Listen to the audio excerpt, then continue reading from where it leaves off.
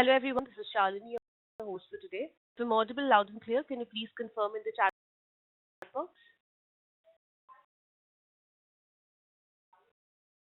Okay, great. Much.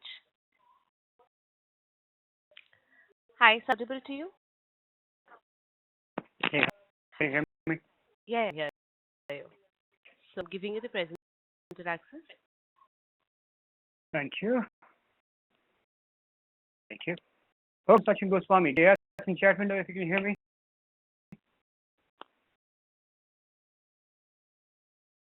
Good. About that NPV stuff, Mr. Goel. So you have projects with the NPV of 10, 25, and 35. Which one should you choose? Based on opportunity cost. So if you select the third project, which has NPV, obviously NPV is higher the better, right? So if you select the third one with $5, you end up in $25 the opportunity cost, the next best option that you have, right? And with the answer. Yes. Piyush. Okay. Loud and clear, right? And hey, a lot of stuff to do, guys. We have a couple of classes with us today and then the next week, right? And we have a lot of to cover. Okay. That's because you have to think the both ways. I mean, so when you say NPV is the total opportunity cost, basically, right? So if you say that I $5, then the opportunity cost is $35 because that's the best option that you are losing in order to go for the project B. And yep, we were right. So I could see your responses. Just want to speak them out rather than typing it in. Typing, as you know. So, okay. So we're going to start off with the resource management today. So the idea is that we're going to cover 3 of those chapters today, right? Some are pretty small ones. The stakeholder management and the communication management are very small ones. I have a few things to cover when it comes to the resource management, right? So if we cover these 3, we are left with procurement and the risk for the next class, which can be done. Then once we are done with that, we still have about a couple of hours to actually submit our project. Good. Yeah. Yep. Everybody on the video, actually, I can see. Yep, that's good. Okay, guys. You quickly out that presentation, and then we're gonna begin. So I'm just presentation now. Okay, give me.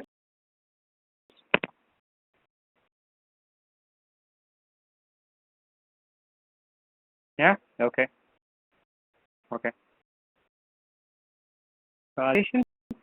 We were at quality management yesterday, right? So we started off with the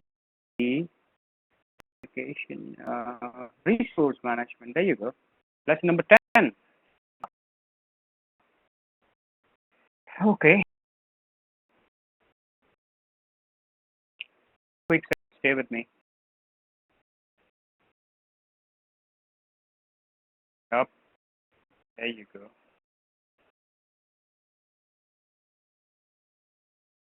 Ooh. Okay. So we have for now. So I'm going to my screen with you really quick, and you can see my screen. So I got a few of those questions. So just give me 1 second. I'm going to read them. Doing some stuff.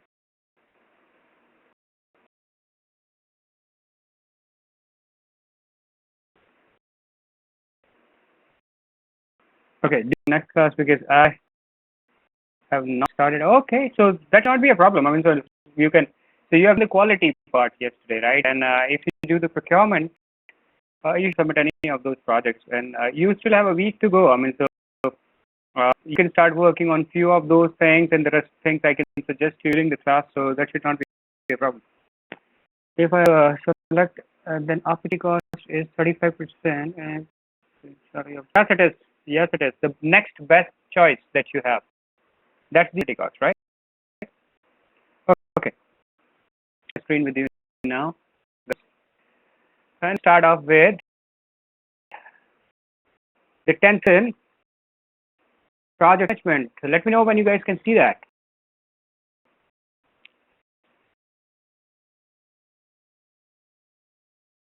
Yeah, here's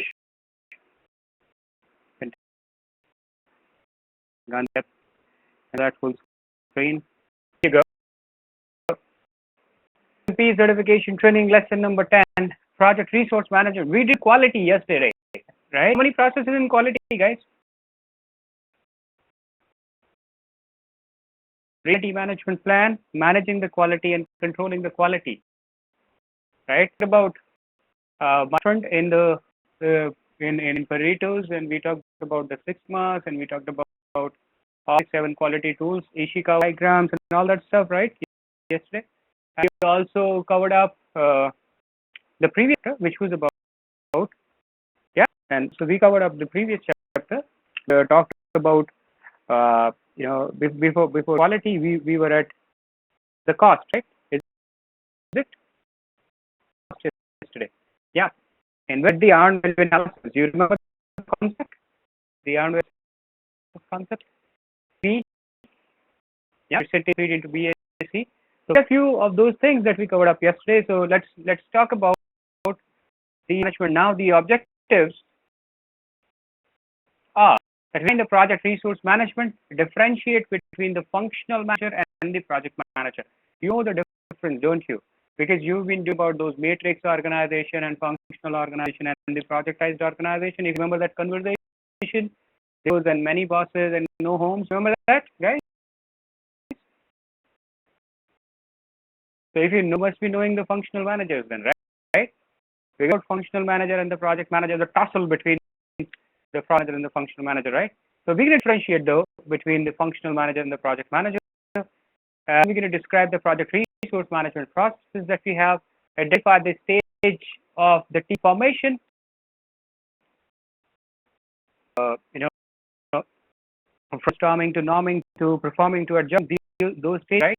Power of the project manager and conflict management techniques, right?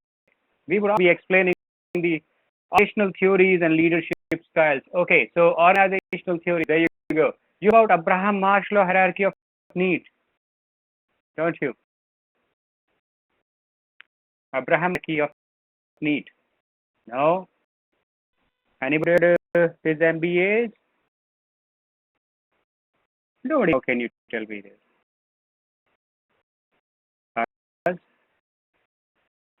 Okay. The social and respect the self-actualization stages. You don't. No problem. These are called the organizational theories. Anybody about McGregor theory? X, McGregor theory Y? Yes, the pyramid. You heard theory X and theory Y? You know called William Auchi? William theory Z? Huh? Used to be the bachelor one. Okay, guys. Okay, we're going to talk about those organizational theories now.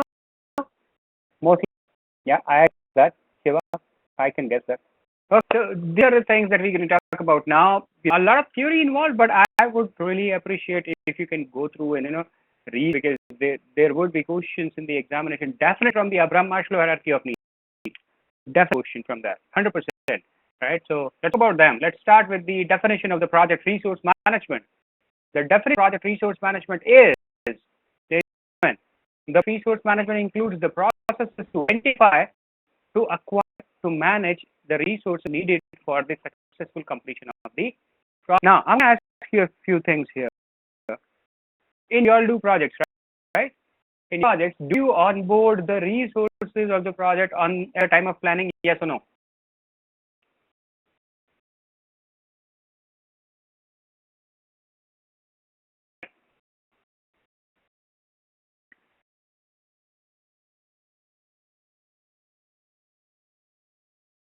Absolutely. And there is no point, they don't have any work to do yet, correct? Correct? Fantastic. So this is what it is, that, in management, when it comes to the planning, we only plan, are the available resources, how and at what stages we're going to deploy those resources in our projects, we're going to release them. All those plans are made at the time of planning, right? We have a couple of processes in planning, right? Do the estimation of the resources, how many resources that we would be needing. And I say resource, I mean all type of resources, the supplies, the material, the instruments, the equipment, the human resources, everything, right? Now, human resources are called the team resources, guys. And the material and other resources are called physical resources. You need to mark them, right? Make a note, please. You are team resources, and the other resources, just like supplies and equipment, these are the physical resources, right? Now, the project team is composed of people with assigned roles and responsibilities. Okay, I need to do this. Sorry, but for prototyping, certain requirements are resources. Yeah, they would be, but these are called pre-assigned resources. We're going to talk about it. That's a good question, Arun. So let's do this. We're going to talk about this. Okay. So the is composed of people with assigned roles and responsibilities for completing the project. Resources are any tools, equipment, property necessary for the project. Bingo. There you go. So what I said, right? So the rest of the resources, be it equipment, tools, properties, anything that you need for this, they are these resources. Resources includes people, employ the contractors working together to manage the project. Of the project resource management, this is to identify, to acquire, and manage the resources needed for the successful completion of the project. Now, if the processes, as I said, couple of processes would be there in the planning. The resources, develop the team, and manage the team would be in the execution, and then you have controlling the resources in the monitoring control, in which the conflict resolution, management style, and using the organizational theories, all that stuff comes up, right? So these are basically the 6 processes that you're going to talk about in the resource management. We're going to start with the plan resource management, the first one, plan resource management, ladies and gentlemen. There you go. Plan management is the process of defining how to estimate, manage, and use team and physical resources throughout the project life cycle. Now, I added this throughout the project life cycle myself, right? It is not written in the definition. That is what it is, right? So it's a document which has the process of defining on how we estimate the resources. Okay, how the resources, how we're going to manage those resources, and use the team and the physical resources throughout the project, right? That in physical in the resource management plan, right? This is quite similar to that and the cost management, right? Really different from the quality management, because quality management plan was absolutely different plan, but this is similar, right? Goes in, the charter goes in, the project management plan goes in, of course. Yeah, but also we have the project documents. What can be the project documents here while you're planning for the resources?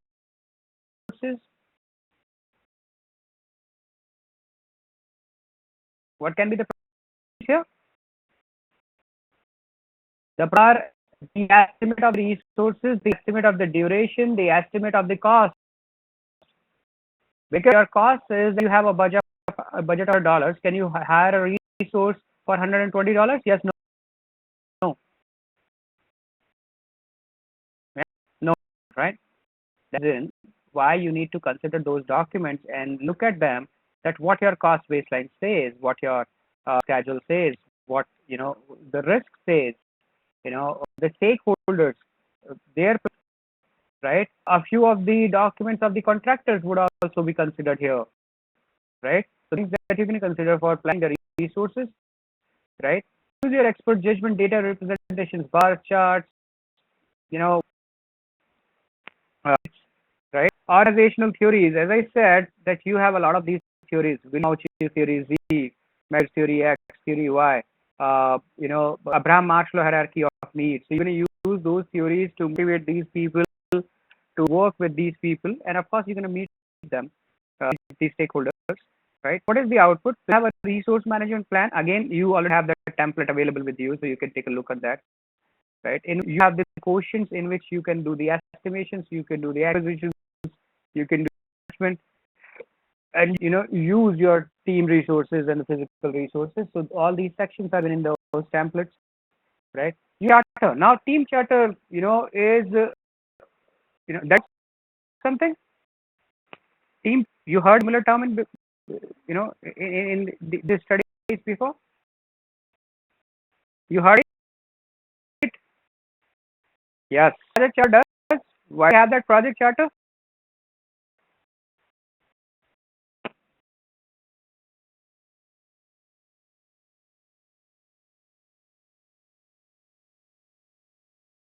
Correct, Kumar. So that tells you, the P tells you who as the project manager for the project. Correct? To give a team charter to the team members. It asks them as the team players, as the team members of your project, and also gives them their KRA, that what's supposed to be doing in this project. Yeah. Calendars. Why we don't need the resource calendars here? I'll come to that point. Calendars. Yeah. So come to those. The players and resource calendar. The roles and responsibilities of the team members. Absolutely correct. So that's what the team charter does here. And it also updates the project documents. It updates your project management plan. If you know that when you Microsoft Project or Primavera or any other tool, you write those resources back into the tool. Correct? So you list and you put it back into the project management plan. Right? So that is what design resource management does. Is that clear to all of us? Give me a in chat window, please. Now, there is a which is going along with this. Not in fact along with this, it's going on when we were doing the scheduling and when we were doing the cost estimation. For those, this process was going on. What is this process? This process is estimation of the activity resources. It used to be a part of the schedule management. You remember I talked about it, right? So initially we had 6 processes there. Now we have 5 processes there, and one here has led into the plan resource the plan resource management that has been added into your resource management part in the planning, right? Now that is called the activity resources. Now before that, a tool that we use in that we're going to be using, a tool is called organization chart and role description that you make as a project manager, right? Which tells you a project manager has to ensure that the organization chart is prepared for every project to identify the roles and the reporting relationships. You understand talking about it just like 30 seconds back, right? So we said that when we prepare that charter, organizational chart and the description is a part of it, essential component of it. Why? Yeah, structure. So that tells you that you have a project manager, that you have the administrative assistant, financial analysis, domain expert, technical team lead. Technical team lead again have development team lead and the quality team lead under him. Right? That's the reporting. Not only the domain experts, guys. There's an example of it, right? So you can actually take it long. So you can take a last level of resource who's on a project. This is to basically describe their roles and their reporting relationships. Who's the reporting to whom? So who's the reporting to the project manager, the administrative assistant, the financial analysis, the domain expert, and the technical team lead. So these are the 4 people who's going to be leading, who's going to be reporting back to the project manager, and they would have their own team under it. If you want to understand, was your question about what a domain expert is? That means the subject expert, the guy. If you keep on saying expert judgment, who is this guy? This guy. Yeah? No, not the business analysis. Analysis is more focused on getting those requirements from the customer, right? So maybe a domain expert, but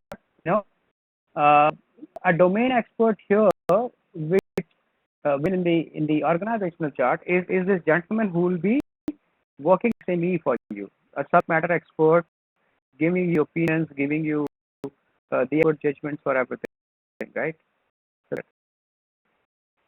Okay. You also use the responsibility matrix. You must have heard about RACIs, and RAMs, correct?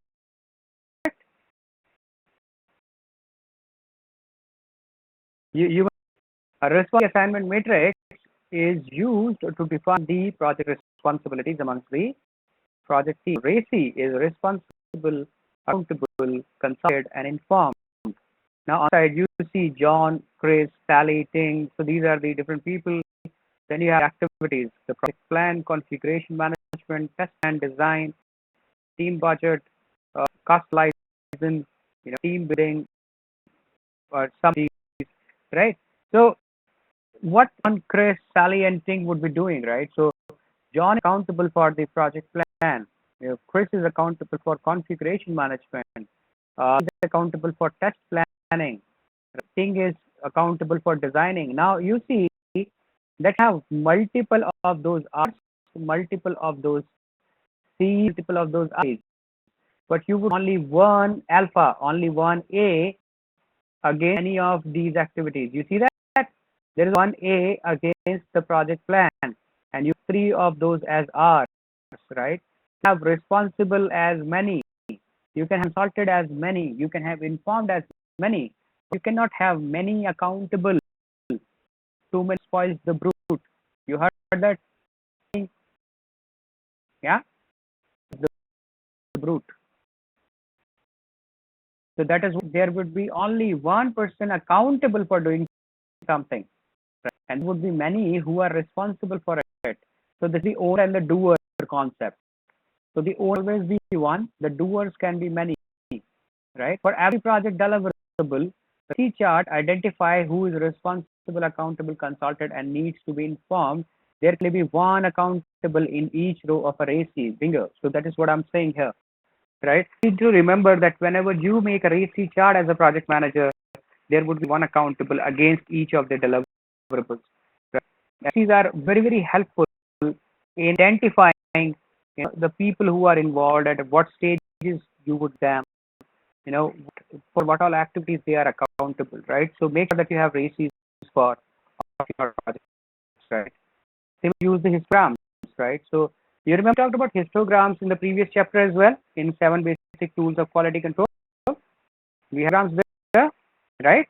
So we use a similar histogram here as well, which tells us about the availability and availability of the resources, that what all stages the available, what all stages he is not available, right? So you can, or schedule as per the availability of the resource, and that is the change request comes up. So you would see, because of the resources, there are change requests in the system. At times you would see that, right?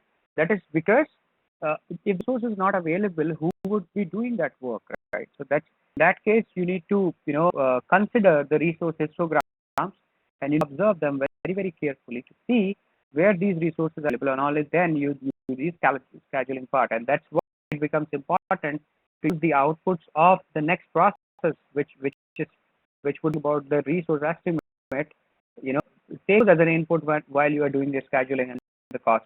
It is now, right? So the of the pulse are now connecting. Yeah. Activity resources, ladies and gentlemen. So estimate activity resources. I didn't get this. How this? I need to read that. How this is generated? This graph is generated based on the past availability of the resource and the current availability of the resource. If you want to know how it gets generated, you have a project with you, Mr. Goel. Go to the resource graph. Just click. You would have a complete graph of that resource, ranging from the previous 6 months to the next 6 months. And see a similar graph there. Yeah. the concept as well. Can you please repeat with an example? So what is that? There is a programmer, you know, there is a Mr. Goel. Now this programmer has been working, and you would always have those shared resources, right? So you hardly get a resource dedicated for your project. If you get it, you work in a fantastic company. My company never gives me resources. They would give me the shared resources which are shared among the other project managers, and they will be working couple in my project, couple of hours in some other project, couple of hours in third project in fact. So you know, I have chaps with me in my team who work in 3 4 projects simultaneously, right? Now if I don't look at their resource calendar, I would never come to know that, you know, at what places these are available and what all places these are occupied, right? So if we see that, okay, so these resources are available, say, only on Thursdays and Fridays, then I reschedule my project to give those activities which used to be given them, and I'm going to mark them on Thursdays and Fridays, right? Initially, they might be on Wednesdays and Thursdays, so I need to shift that by one day, right? And this is as to why I need the input, the output of the estimation of the activity resources as an input to the schedule. This is what I said, you know. Make sense? Thank you. And that's the case of it. Shiva, trust you. You resource that you want, not at least the full time. You, the pros are not that lucky, guys. We teach you. Okay. So you, the project and plan going in, you have the project documents going in, enterprise environmental factors and OPA, similar inputs. You know, these are similar inputs that you see with the estimation of the you know, duration part, right? So we resource calendar as an input. We, you know, need those resource calendars here project documents for estimating the activity resources, not previous process. So when you ask this question, previous process in the resource management plan, I need a resource calendar there, but I would definitely need a resource calendar in the resource estimation, right? Consider it, and when they are available.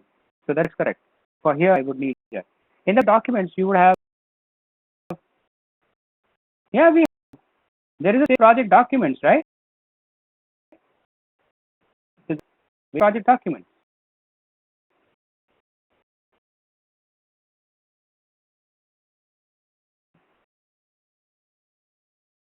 Some areas we have project documents and resource calendars. The resource calendar is exclusively is coming from some knowledge area, and they want to, you know, mark this is a specific input. Here, talking about resources that's on the same knowledge area. We are taking part of the project document. Yeah. Okay. So, but the resource document, rest assured, you have those resource related documents here coming, right? And you would also have not only the resource related documents, you would also have the requirement related documents as well. That is, what activities require how many resources. So the activity resource estimate, you know, the estimate of the duration of the activity and the cost of the activity also would be going here as the project document, right? And you have enterprise environmental factors of the OEA going in, guys. What do? You use, looks familiar, right? You use expert judgment, analysis, bottom-up estimation, PMIS, analogous, parametric, port. Sound to you? You heard of these tools and techniques?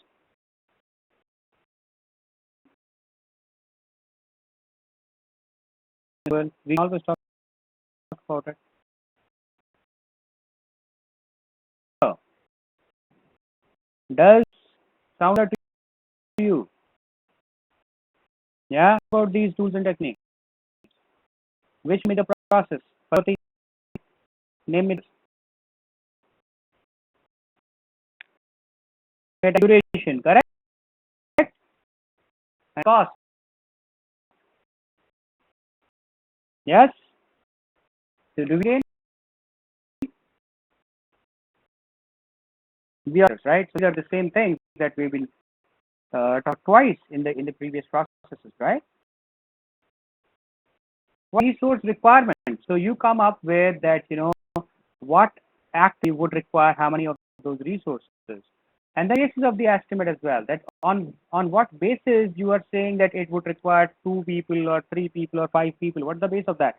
Whether it is guess, whether it is parametric, whether it's first, what is it, right? Resource breakdown structure. We just talked about the resource breakdown structure, the previous slide, right? Source breakdown and the resource description, and also goes back to your project document. So if you see that is again a part of your project management plan, and it also would update the resource management plan there. The couple of documents that you update here, a few things would definitely be updating inside the stakeholders. The stakeholders will 100% get updated here because now you have more stakeholders coming a part of the project. Yes, we understand. Yes. Now, so we have the estimates of the resources and we have the plan. That what stage, what sort of a resource in how much quantity I'll be needing in my project, right? Now to do that, let's onboard those resources. So for onboarding the resources, we go into the execution. That's the first question I asked you. That do you need them at the planning time or do you need them at the execution? So you all said that we would actually be needing them at the execution. So there you go. So if you come to the execution part now, which is acquiring the resources. Now our resources, the process of obtaining team members, facility, equipment, materials, supplies, and other resources necessary to complete the project work. Now here this again, facilities, team members, equipment, materials, supplies, and other resources necessary to complete the project work. So that means not only the human resources and lot of resources, all the resources I need in order to complete my project, I'm going to onboard those resources now in the execution. What goes in? The project management plan goes in, right? Projects going in, so project documents going in here, right? We price environmental factors in OPA. Project documents are basically the requirement documentation, basically. Yes. Now, Mr. Goyal, that also this process would answer your question here. So you've been talking about resource carriers a lot, right? Lately. So when you look at the different techniques, so you have decision making to be done here, right? You have the decision making. So you would decide resources I'm going to use from my team, what all resources I'm going to take from there. Just like consultants, people like me who go out to various different companies, travel. So we're going to do the decision making, group creative technique. If you remember that, in team skills, of course, virtual teams. Do you understand virtual teams? Yes. Teams are teams who are really available with us, but we still as a part of our project, right? I have a lot of those virtual teams in my project. Just like for an example, I've been doing a lot of those working offsite. Yeah, Anderson. So when I was with the FMR in Pepsi, so there was one of the projects. I had 14 virtual teams in 14 different countries, right? And the part of the project, right? Not pre-assessment, guys. The technique that you see, it is not pre-assessment. That's a typo. This is called assignment. Note. Pre-assessment. This is pre-assignment. Pre-assignment is a tool technique, and that answers one of your questions. Somebody asked me, the initial design, I would need the resources, don't I? And I said, okay, stay with me, I'm going to answer that. Prototype. Who asked this? Arun, right? That's your answer, buddy. So when you do resource onboarding, there are a few of those resources who are actually there pre-assigned to your project. Not just pre your project, right? Those resources are just like business analysis, just like your technical lead, just like project manager, the project sponsor. So these are a few of those resources who are working on the project from day one, right? Now, these people who would be involved in prototyping, right? The core design team lead, right? These are people who are pre-assigned to your projects. And the rest of the rest of the team members that you on board, you use your decision making, you use your interpersonal team skills, you use the virtual teams, and what you get is the list of the physical resources, all resources that you need. You get the list of the team resources, that how many people you would be needing there. You didn't get the team. Teams are those teams who are not physically available at the site. Allocated people. These are just like, for example, as I said, so I was Pepsi. I was working on one of the projects, and the implementation was happening in Australia. Right? So I would not necessarily send all my resources to Australia and sit there for 6 months and complete the project. I would have people locally there and who working remotely, right, reporting back to me. We are in dispatch and we all are virtual. That can, yeah, that can be. So that's the team. Thank you. So you have of the physical resources, you have the list of the resources, and the resource calendars. Mr. Goel, makes sense. Now your calendar is here. Yes? Say it.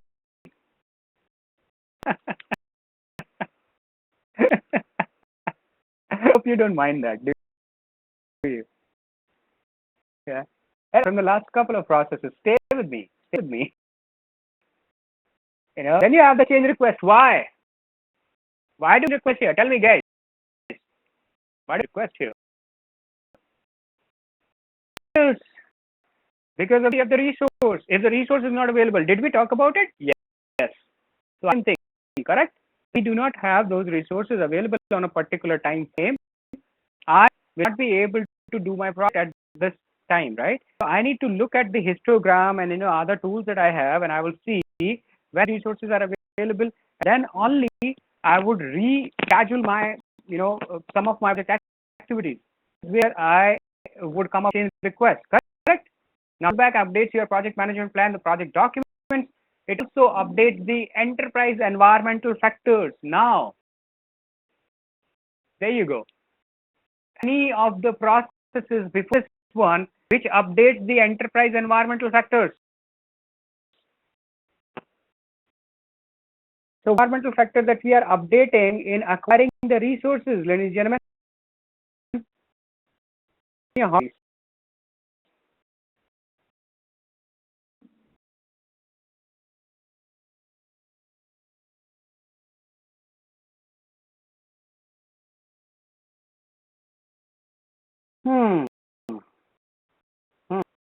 Okay. Factor that you are updating is that nobody in your organization, no project manager before you, have the virtual team. Now you are using it. So you culture of the organization, yes or no?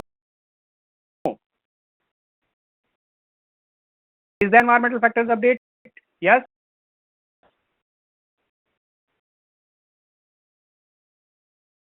I can hear you. Yes.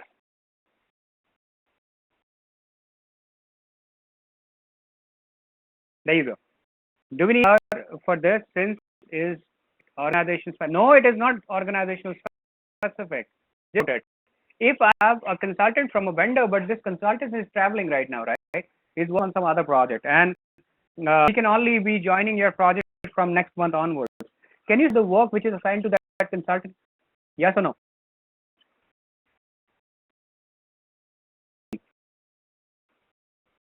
Yeah. Schedule. Your question is okay. So that then I'll go back and read that. For this, since it is an organizational specific, no updating. No. For updating the EF, you don't have the CR. You have the CR because you are actually updating or changing a few things in your schedule. Yeah.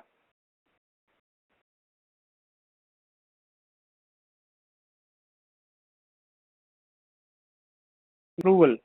We don't. No.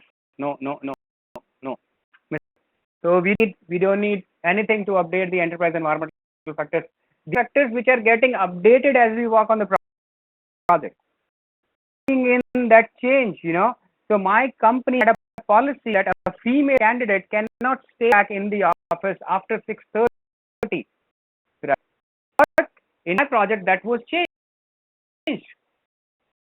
So my female, project member, she was sitting there up till 9 o'clock working on the project, and made sure that she has a guard when she goes back home, and driven back home and dropped to the door. Now that cultural change, it's changing, and my people are happy. I mean, so in fact, my female team members are also happy. So they know that our project manager is taking care of us. Now that's a change in the enterprise environment, because the next day when she goes out for lunch with her friends, and she tells the same thing to them, and in turn this thing to the project managers, and they start following your traits. That is yeah.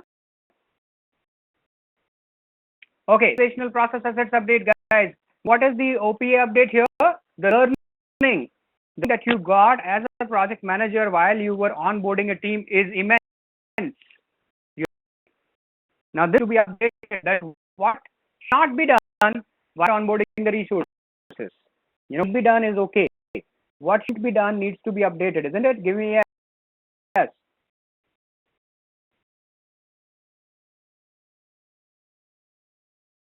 Yeah.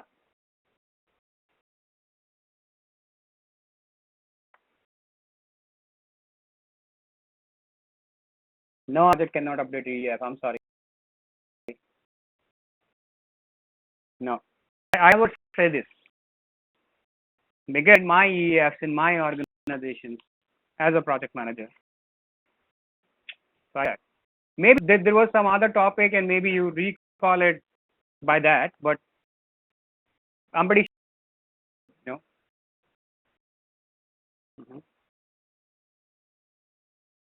No, that's about unlearning, right? Mr. Remember the first class I said PM is about learning, then it is more about unlearning, right? No problem, no problem. The OPA update, EF update. We understood that process. Give me a yes, please. So now, in fact, the team. We have only the resources. What is the difference between team and resources, guys? For me.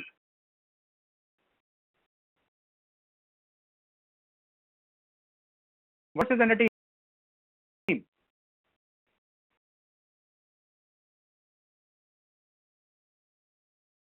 No.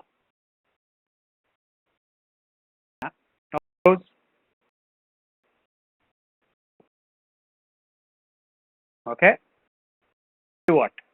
Resources are a bunch of people.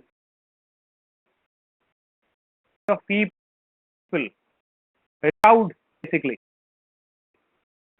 They don't, make when Mr. Goel and I, start working on a team, we first hired our resources, and the second day we go to our project manager, and I tell him that I cannot work with Goel. Back, and he says I cannot work with Sachin. The project asks that what is wrong, why you don't want to work with Sachin. I don't like his face. It happens, trust me. Yeah, it happens. So back and say I don't want to work with a guy with such a huge beard. People with beard, and a guy probably with the beard that I have ever seen, right? I don't work with this. This happens in the projects, and why these are called resources, not the team. Now it's the responsibility of the project manager to convert that bunch of resources into a team. You agree here? Give me a yes. Yeah, about it, ladies and gentlemen. Next is would absolutely talk about the same. Develop the team. Yeah, go. Now the word called team. In this process, you have a word called the resources, right? Now, the team is the process of improving the competencies, team members' interaction, and overall team environment to enhance the project performance. There you go. Is that said? Yeah? That we are a bunch of people, and our motivator, our leader, our project manager, convert us into a team. So the management plan goes in, the project documents goes in, enterprise environmental factors, and the OPA. Project documents are all the documents related to the resources, their ability, their bandwidth, their you know, psychological test. In fact, if you have any, they can actually help you. You know, do how to develop the team. Now, what do we mean by co-location? Noel is a guy, say, from finance, and he's in his finance division with his financial friends. I mean, when I say financial, these are from the same division, right? So they're people, and they'll talk finance with each other, right? Such as from a delivery team. He's with the delivery people, talks about delivery all the time, right? Common between me and Goel. So what my manager does, what PO does, okay, guys, nobody's going to sit in their division. Goel and Sachin will not sit in delivery. You both going to sit in the war room. So war room for Project X. From today, we all be sitting here. What happened? Now, you don't like me, I don't like him, right? But sitting in the same room. So after a couple of days, when Goel comes in, Sachin says, "Hey, Goel, how are you?" And he responds back, "Hey, I'm good. How are you, man?" Right? Interaction starts. Then we have a common habit. We both are heavy drunkards, right? So on we say like, okay, what about a couple of beers, right? And we out and we choose, right? So here the friendship starts. Now what's happening because we are co-located, we are sitting room, we have to talk to each other, right? Anybody watches that Big Brothers? So there's a TV series Big Brothers. Similar to that in India we have Big Boss, right?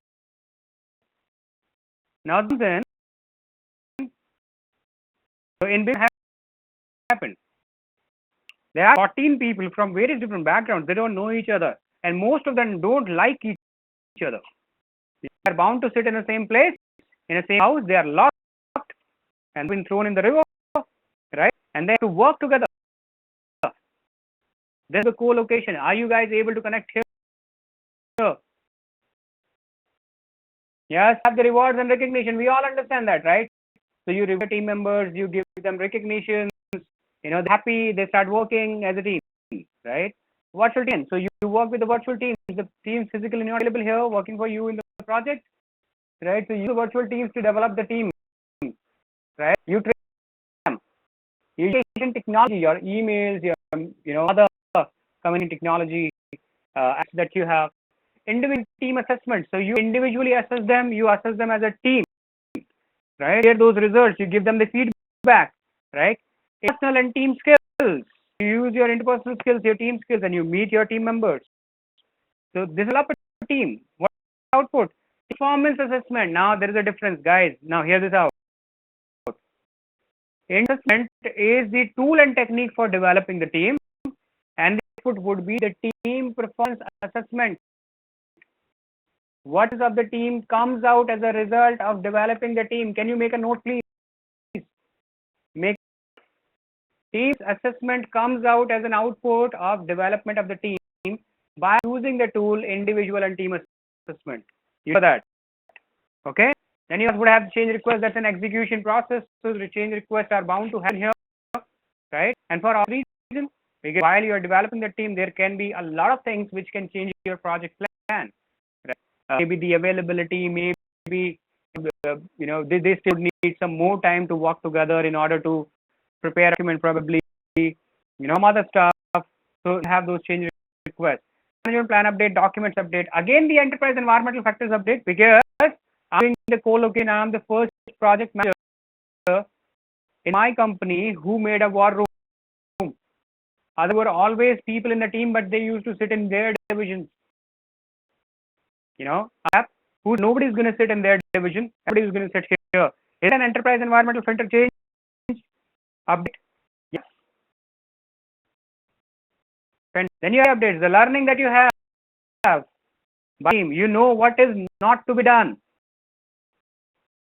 So that needs to be updated. So that's the process of development the team, right? Have a team, guys. Is that clear? Give me a in chat window, please.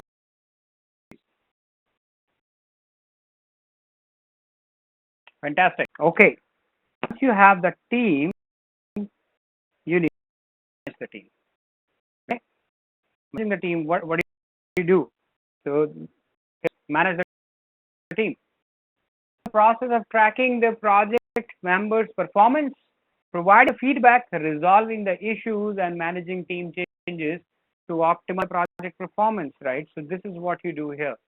So when you meet a team, what do? You track their performance, that how they are performing. Are they good, bad? You know, what is performance?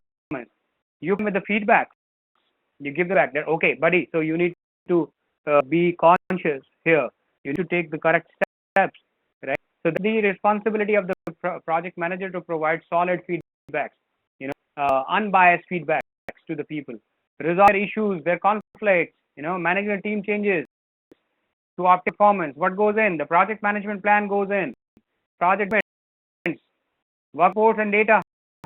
You see, the work performance report in. Assessment was the input, output of the previous process. In factors in OPA.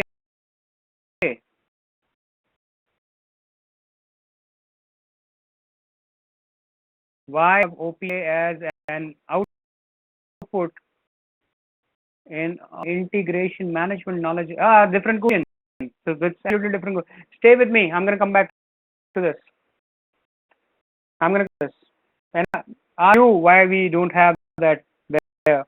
How do that? Why we don't have that? What do you think? There's a pair running with that which is called managed project knowledge. You heard about that project process?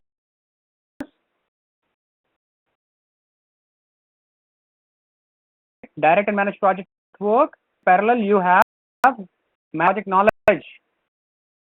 You remember that, Mr. Goyal?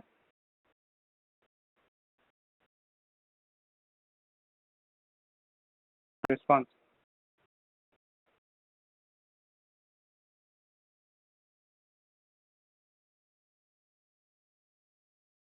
Okay, so I ask you the process, right? Manage project work and manage the project knowledge.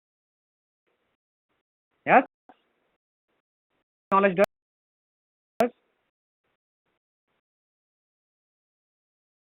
When achieved through the R project while you are executing that in the integration management, it all of that and put that back into management system and the OPA update and the records update.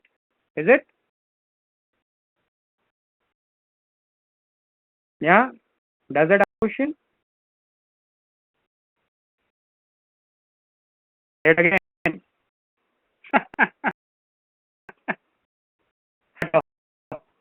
Oh, so now, okay, your overall experience, Mr. Goel.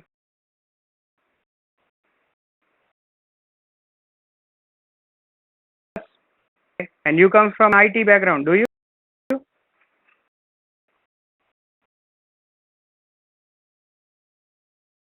Yeah. Okay. Great. Great.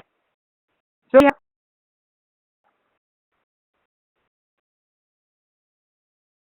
That's okay. So you have the team performance assessment, the project staff assignments, and the resource management plan. All these are going in managing the project team. What do you use? Use your interpersonal and team skills. It is all about your management skills, guys. You see, the two techniques are only two. PS. So you use your Microsoft project, Primavera, or whatnot, right? And use your interpersonal and team skills. So it is purely up to you. How do you manage your team? And again, a reason why it also updates the enterprise environmental factors. Every project manager has different style of managing the team, correct? Now that me of a gentleman called Amit Midha. He was one of my teammates and peers.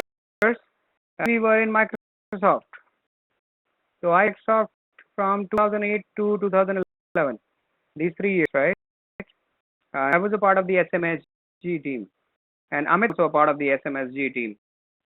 Now he was given the T-Year Award for consecutive 3 years when I was there in Microsoft. Because of this guy's own style of managing the team, he could bunch of people into phenomenal team. How? I'll give you an example. Do we have a couple of minutes? Can I give you that example? Yeah. Okay. So Max gives the cars to individual people for drop. right? Me and Amit both used to come from a place called Bihar, phase 1, Delhi, right? So I used to stay there, and Amit also used to stay there. So we are a company that, you don't have to essentially send two different, we'll be sharing the same car, because from the same place. So he used to, like, 2 blocks from my house, right? So together we used to go back together. So while coming back from the office in the evening, he would, the driver to car in front of a musical instrument shop, right? And stop there. And he would go inside and he would purchase a bass guitar, right? And I said, I didn't know that you play guitar. Amit, play something, man. He said, my father doesn't know how to play guitar. Nobody knows how to play guitar. Why did you buy that then? He said, just, it was in the window and I liked it. I said, you are a pretty, classy man in that case. And then what happened is, next day you would see the same as in his room in the front shelf and sticker to it, perform month takes this. And now 2008, in that time, I don't know how, every youngster, I'm sorry, every to learn guitar, I don't know, all reason, youngster wanted to learn guitar. Transformation happened. I mean, so the moment he hang that guitar over there, very healthy competition between the team members to get this, right? After it went to the performer of the month, right? And he bought something else and he, placed it there. And he does it all with his own pocket, anything from the organization. But that was his style of managing his team, and his team did wonders. They were so enthusiastic. They had so much of trust on Amit. Amit tells them to do something. They would not even ask why. Interpersonal and team skills makes you a good project manager. What happened is that, by looking at him, rest of the project managers started using his traits. They started following his traits. Now I see all those gifts everywhere in my SMSG team, and everybody wants to, follow what Amit is doing. So that enterprise environmental factor updates. Are you able to connect here, guys? Both professionally, personally. Yeah, so that's a strong way to organize.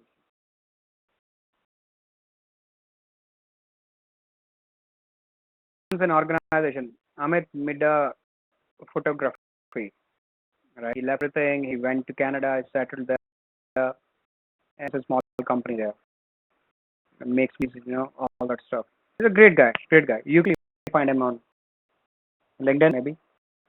Okay. Out of it is you have the change request coming out as an output, of course, because you may need to change a few things in the project. Right? Project management plan update, documents update, OPA, and the EEF update. That process of managing the team. Is that understood to all of us, guys? Give me a yes in chat window, please. Thanks. Yeah. Okay.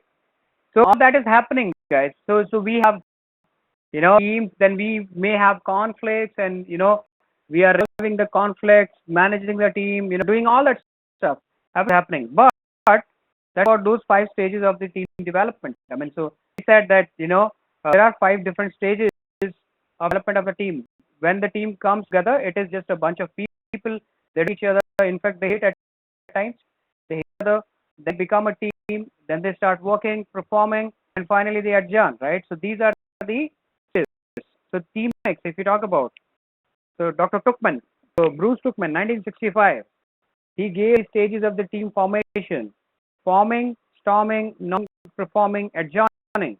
Right. So the forming is when the team is formally comes together. Storming, the team makes agreements. I don't work with Goel because, and Goel doesn't want to work with me because I keep beard. He don't like people with beard, right? So it is storming part. The realization happens. Goel and me are chucking beers together in the evening. So develops within the team, right? And then go and perform. The team starts delivering the results, and the team is designated after the project completion. So once the project is over, because that temporary endeavor, you remember the very first day the project temporary undertaken to create unique product, right? So because the team is also not permanent, so that's every team. So that depends here. These are the stages of the team dynamics. Is that clear to all of us? Give me a yes.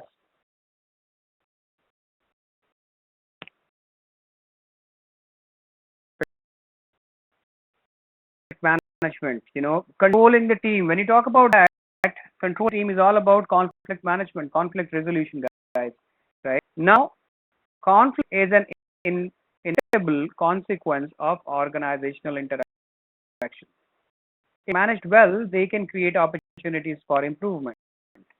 Now, sources of the conflict. First, we need to understand how conflict happens because of resources, because of the scheduling priorities, because of the working style, because of the expertise and experience levels, because of communication issues. So these are the factors which are behind the conflicts we have within the team, right?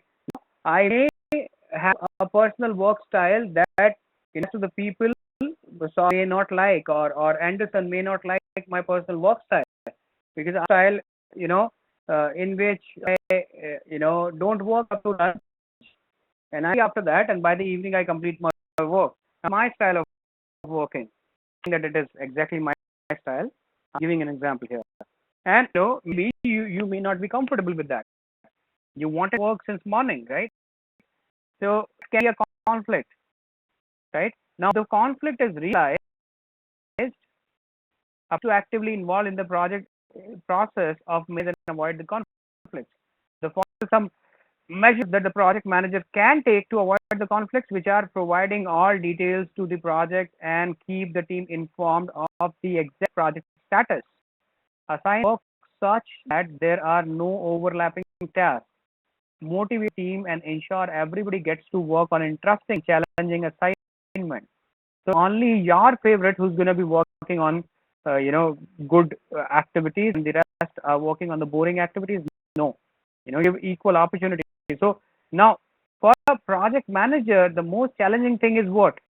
To be biased. You agree here? The project manager is to be biased. He biased, right? So that's what you should always keep in your mind, that when you are working as a project manager, there is none of your favorite people, none of your non-favorite people, right? All are equal, and you need to, look at them with the same eye. Yeah. Conflict happens, what are the techniques to resolve the conflict? Guys, very important screen. You're going to have a couple of marks in the examination from this, right? Scenario-based questions, and you would need to answer them. So, if conflict happens, there are 5 conflict resolution techniques. I'm going to talk about all 5 of these. Table between me and Goel, say. Right? Say Piyush is our project manager, right? Me and Goel are the team members. We have a conflict related to any epic, right? So we had a conflict. What do? We can Piyush, and Piyush can go with withdrawal or avoid it. Now that relation to the conflict is deferred to a later time. So when we go to Piyush and we say, hey Piyush, we need to talk. So there is a problem between me and Goel, and we talk to you. And would say, guys, can you give me 10 minutes, please? On something in the middle of something which is important for me. Can I guys after 10 minutes, please? Say, so I go back, and Piyush gives us cool down time, basically. Cool, understand that? So because we were angry, right? We went to our, seat, and then we sat for 10 minutes. We worked on something in our work, right? And now we are cooled down. So we will probably not go back to, correct? Withdrawal and avoid. But it is not a permanent technique, because same conflict will arise again. You agree here? Give me a yes. Yeah. When you have on, leave it in time. Yeah. Maybe not so important. That's okay. Not a permanent technique. I mean, that would not resolve the conflict. Yes. Then compromise. Then we compromise or reconcile. a certain degree of satisfaction is brought to all the parties involved. So me and Goel going back to Piyush, same conflict, and he says, okay, so what is the problem? I say, I don't like when he says this, and then, Goel says, I don't like when the guy with the beard says this, right? And Piyush does, okay, so let's sit and compromise on that. So we're going to do this, and Goel, you're not going to do this, right? Satisfied because Piyush agreed with a few things that he asked for. I think is again some satisfied because Piyush agreed to some of his things, right? But then not a permanent solution. That's a diffused solution, right? So the points wherein Piyush didn't agree would bring up the conflict again. No, that's a win-win. That's not a win-win. That's compromising. I scratch your back, you scratch mine. So as long as you are doing that, I'm also scratching it. The day I also stop, shoot you. Yes, all the yeah, that's what it is. Okay, so compromise or reconcile. That's my favorite one. That the smooth or accommodate. Agreement are emphasized to reduce the conflict. Now, what smoothing or accommodate? The interesting one. So next time when I and Goel goes to Piyush said, "Can you guys one by one, please?" And it's so Sachin, stay here, and Goel, you go out. I'll call you in some time. And Goel, okay, so he goes out and Sachin stays, and then comes in my shoulders and says, "You know how Goel is, right? You are the first guy who is complaining about him. There are a lot of other people who also complains about Goel, right? But I would suggest you that because you are doing fantastic work and your work is very, very visible to the management, I want you to keep working with all your strength and see what is to be done with Goel." Now that's right. That's Sachin happy. And Sachin, okay, Piyush, thank you so much for that, man. And can you send in Goel, please? So Goel goes in and Piyush rubs his shoulders and say, Goel, you know how Sachin is, right? You're not the first guy who's complaining about him. There are a lot of other people who are also complaining. But you see what? You are doing work and visible to the management. I want you to just working and it's to be done with session. Yeah. And go, okay, fantastic, boss. So I'm gonna go and start working. Right? Now Goel comes back. Now Goel looks at me and smiles and I looks at him and smile. You know, I know what Piyush says about him and what Piyush says about me. So after so when we are talking again, me and Goel, right? I would say, and I would definitely do that because that's a human tendency. I'm gonna tell that you don't have any idea, buddy, what Piyush says about you. And say, trust me, you don't know what he says about you, right? And then begins again. So the smoothing accommodate will not long-lasting solution. You here? Are you able to connect to the examples here, guys? Yeah. And then force and direct, guys. Directs are given by the person in authority to resolve the conflict. Next time, me and Goel goes to Piyush. Hear this. Goel go to Piyush and say, "Hey, Piyush, we got a same problem. You do? Is I got you. They're starting in Baghdad, and they need a couple of team members. Would you pay a visit to Baghdad?" I would say no. And Goel says no. Then get back to work. Do you understand this? Next, I don't want to hear you guys. You again with the conflict. You have flight tickets to Baghdad. You understand that? And back to him. That's in which one party wins, the other one loses. So that gives you a very ill feeling. And we use, Piyush like anything. So me checking those beers in the evening, of the project managers that I've seen in my life. Goel, I'm telling you, you and me can have a lot of these conflicts, but we are not like him. He does, right? We're gonna use that and mind that, right? But so I'm just taking those examples, right? Don't mind them. Don't take them personally. So that, ladies and gentlemen, again, not a permanent solution. Yeah. Then find collaborate or the problem solving. What do? All the parties are asked to jointly look for the resolution. Next, me and Goel goes back to Piyush. Piyush says, guys, let us set. Right? Just here. Now, that may take a lot of time, guys. I'm telling you. The collaborate or the problem solving can actually take a lot of time, but that is worth it. That's what spending that time, because that would resolve the conflict once and forever, because you're going to pinpoint the core of the conflict, you're going to resolve that. So that time solution. So best technique is collaborate and problem solving. It's supposed to be the best technique, right? Coding should be the last one, right? Now you would have business scenario based problems from this, and you have two of those questions. So important screen. Is that understood to all of us? Give me a yes in chat window, please. So what are the examples that I gave? Yeah. Okay. That's good. Move manager. What all types of powers? Hey Cyril. Hi.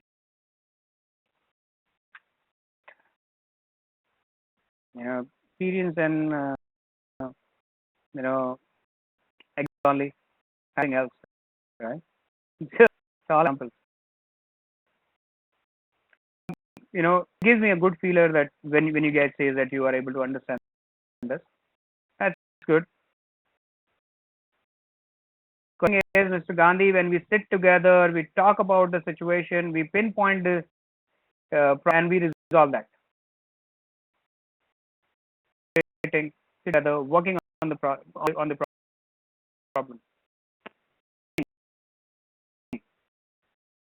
Okay, now the project manager, ladies and gentlemen, a project manager is vested with certain powers to fit project work from the team members. Right? And those powers are legitimate or the formal.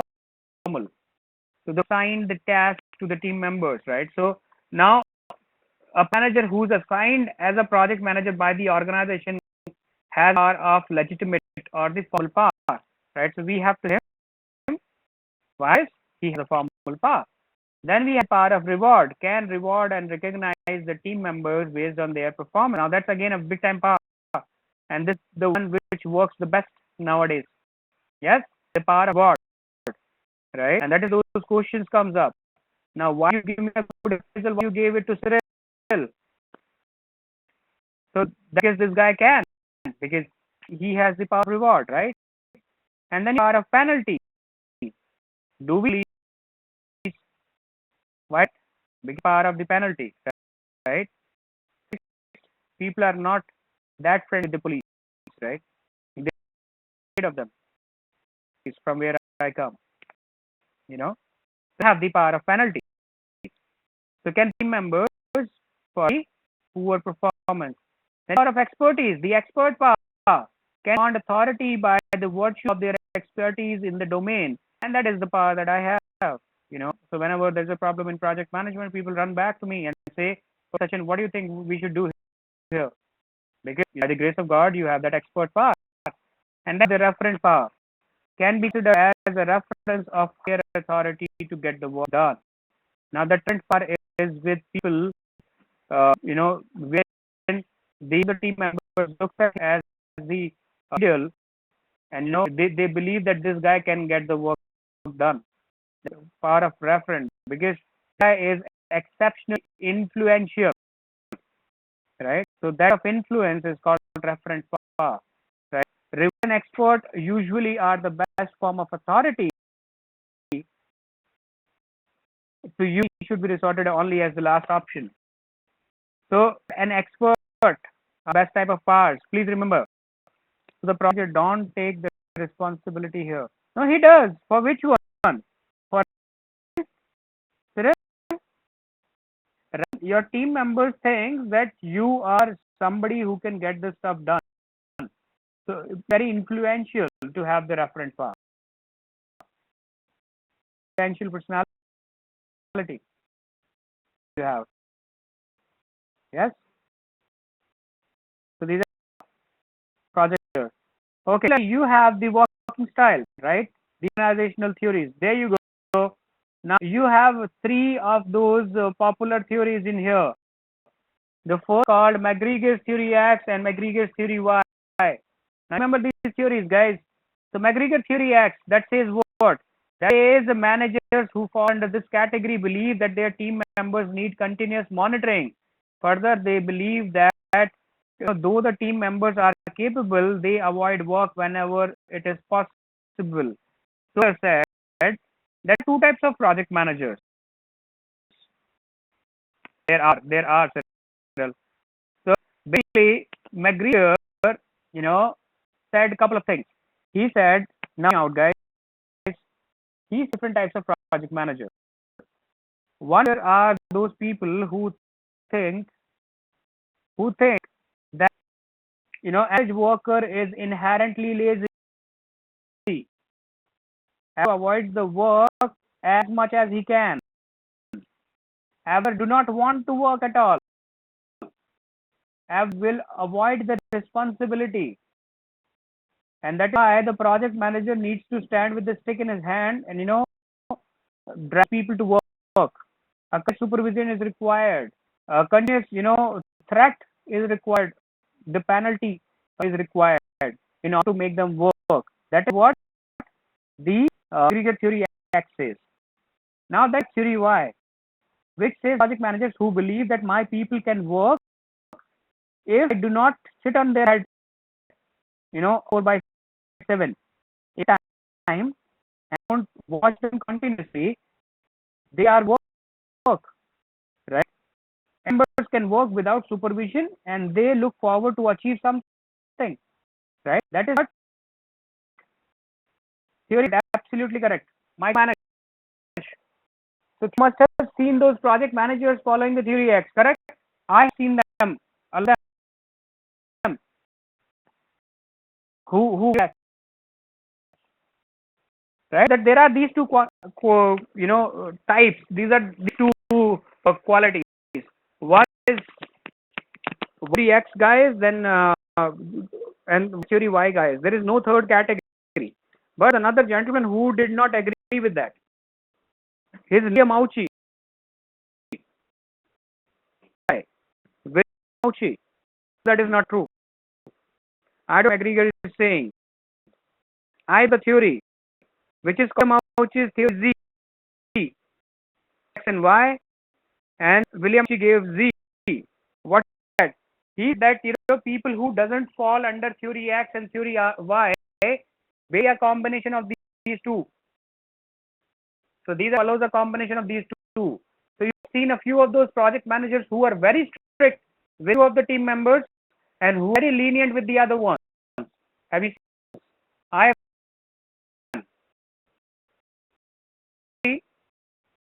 theory. The more theory is theory Z. The managers who work as per the people.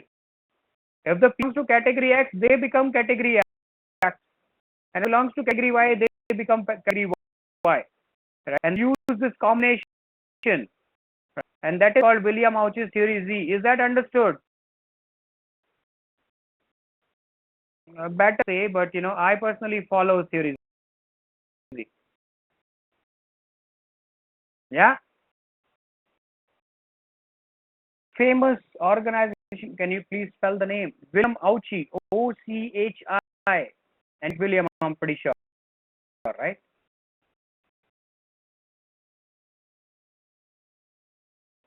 Yeah. So that was why William Auchi's theory Z, and then have the most famous theory in the history, organizational theories.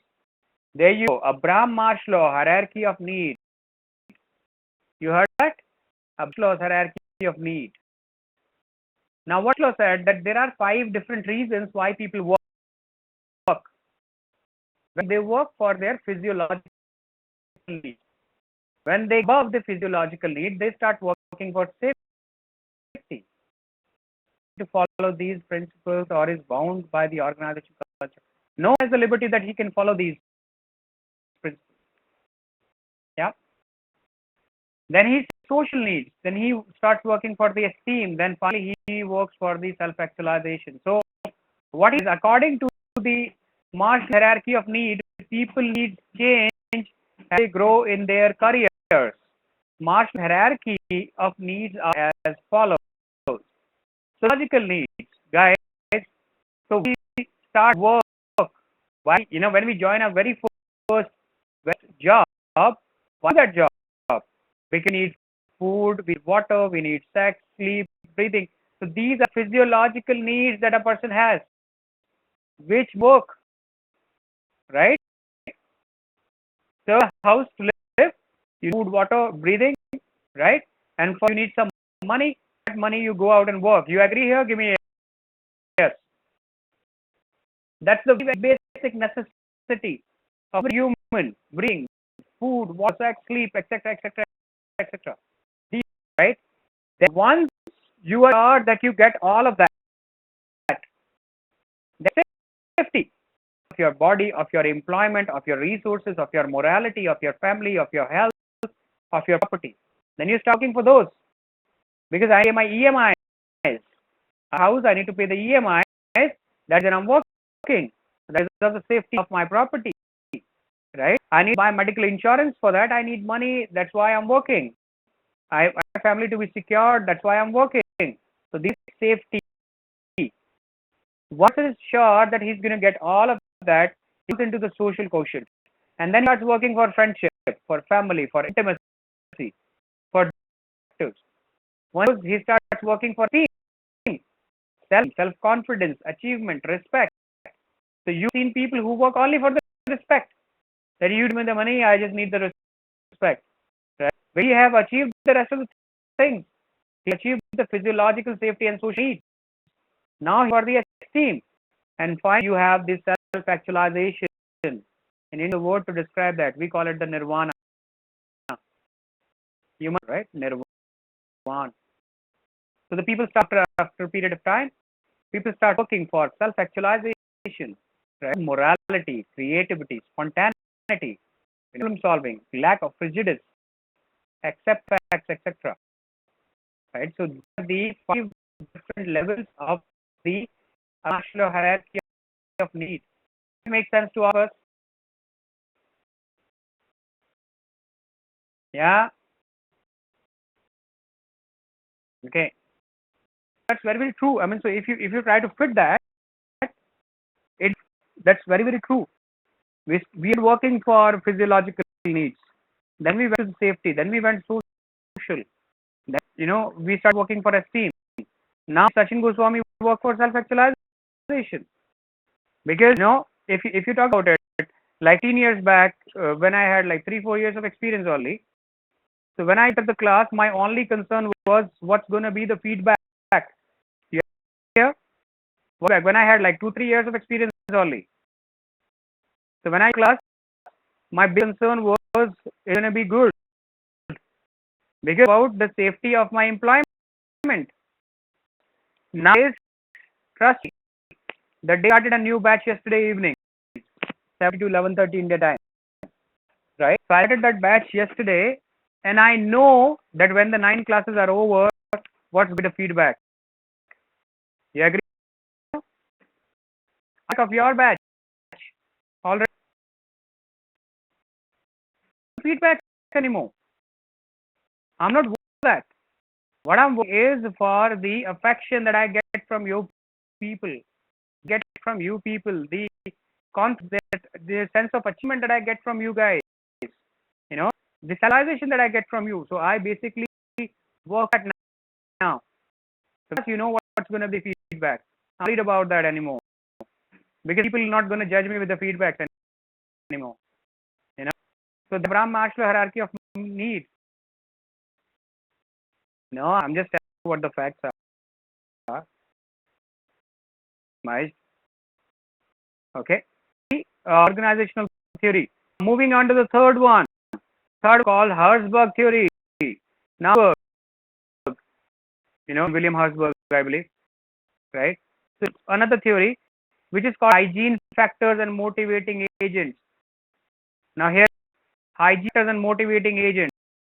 He said that there are a few things which are mandatory factors to motivate the team. Those factors called hygiene factors. For example, personality, fair compensation, working conditions, etc., etc. These are factors. The motivating agents, additional factors that motivate people, recognize high responsibility, etc. Right? So he said that the hygiene factors will not work with the motivating agents. So you have the personal safety, air compensation, working conditions. That's okay, that's good. But if you don't recognize them, if you don't give them more responsibility, those hygiene factors will still not work. That's the first part that he said. The second that Hertzberg said was that the presence of these factors, now listen to me very carefully here. These factors will not guarantee good productivity.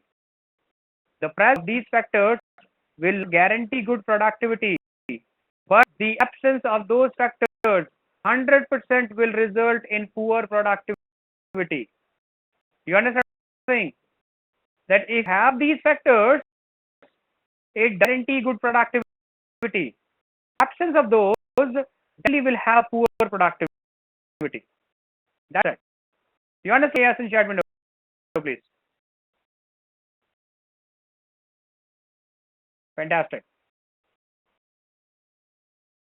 Okay, move on. Then leadership styles.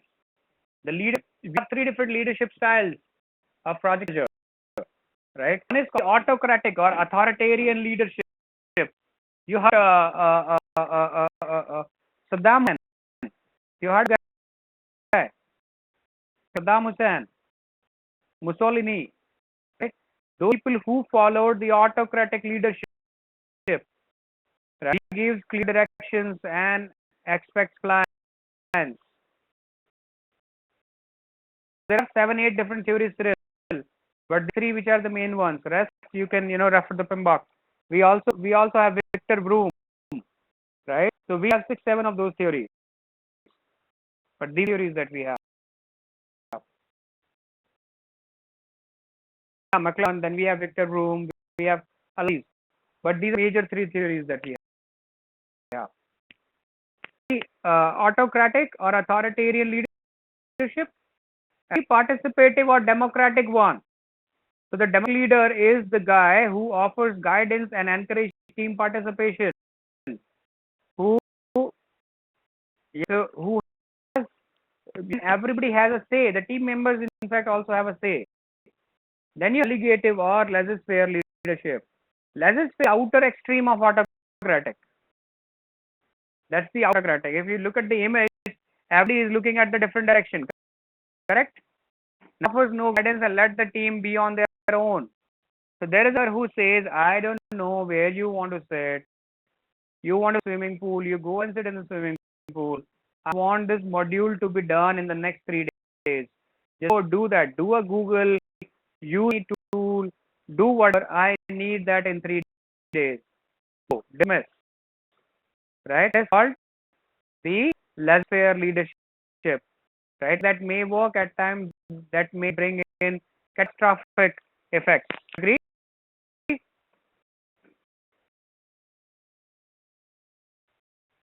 For a few, there may work, and that can be catastrophic. So we call the leadership styles, ladies and gentlemen. From McKinsey's 7S framework. You heard about McKinsey's? You right? You heard of McKinsey's? So here's a concept of 7S. So McKinsey recommends organizations to be aligned to 7 elements to accomplish the project successfully. The 7 are categorized as, so you have the 3 of them which are called hard elements and 4 of them which are called the soft elements. The base all of that starts with S, action, right? So elements will be the part of the organization work projects, which are strategy, structure, and system. So McKinsey says that if your organization works on projects, you would by default have a strategy, a structure, and the system in place, right? Soft skills are generally the leadership traits that the project leader needs to demonstrate. These are shared values, skills, styles, and staff. Right. So that's the concept of McKinsey's 7S. That hard elements needs to be as a part of the organization. Soft are the ones which the people expect you to have as a project manager. Shared values, skill styles, and staff. Right are the soft quotients, and the structure and systems are the hard ones. So that is called McKinsey's framework. 7. At times there is an odd question which comes on this slide, which says which one is out of the following not a part of McKinsey's 7S framework. So you remember what all are the things which are there, right? Right. So just go and read that before you enter the examination hall. Is that? Give me yes in chat window, please. Okay, so is where we end this chapter. Thank you, gentlemen. Conflict resolution technique is best for long-lasting solution. Smooth, right?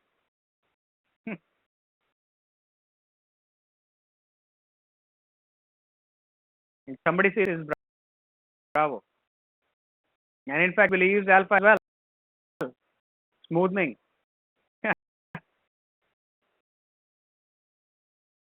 Since here is Charlie, of course, the solving is the conflict resolution, which is best for the long-lasting solution. Right? Call it collaboration on problem solving, right? So, go on, ladies and gentlemen. Moving on to the next question here. As a project manager, you deciding the inputs that you may need to use a project. Which process uses an issue log as one of the inputs? Oh, very.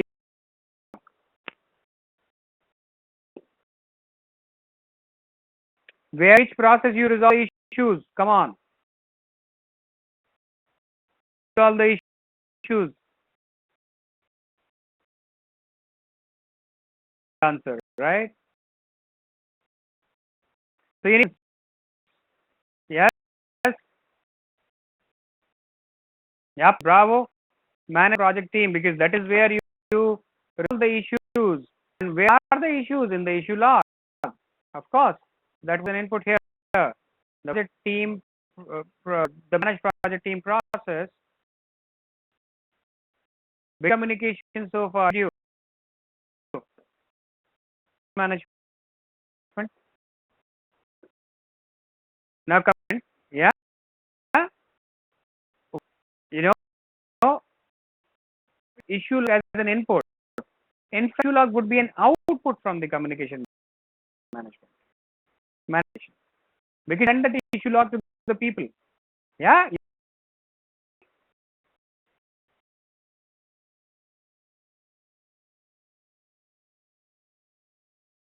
What need to be resolved, right? And what are the issues they are resolved in managing the project team? Most of that, I mean, managed stakeholder engagement doesn't take an input as issue log. Resource management plan doesn't need an issue log. Managed communication doesn't need. In fact, managed communication would have issue log as one of the outputs. Okay, answer here is manage the project team. Far would a project manager have if believes he or she is highly knowledgeable in technical area?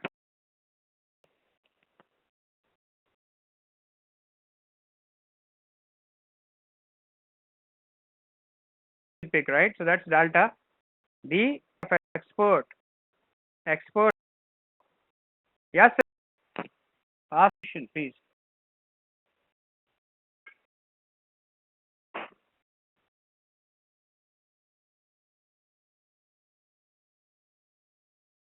Referent, I think, Cyril, is somebody who can get the thing done. When as my ideal, in that you have referent power. You have personality. You are very influential figure. The power influence is called referent. Yeah.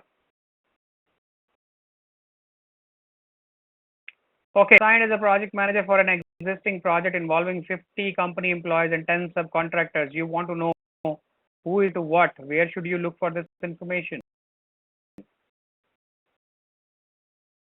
I jumped onto it. Prasanna Gandhi, Kalish is a project manager would in a technical team.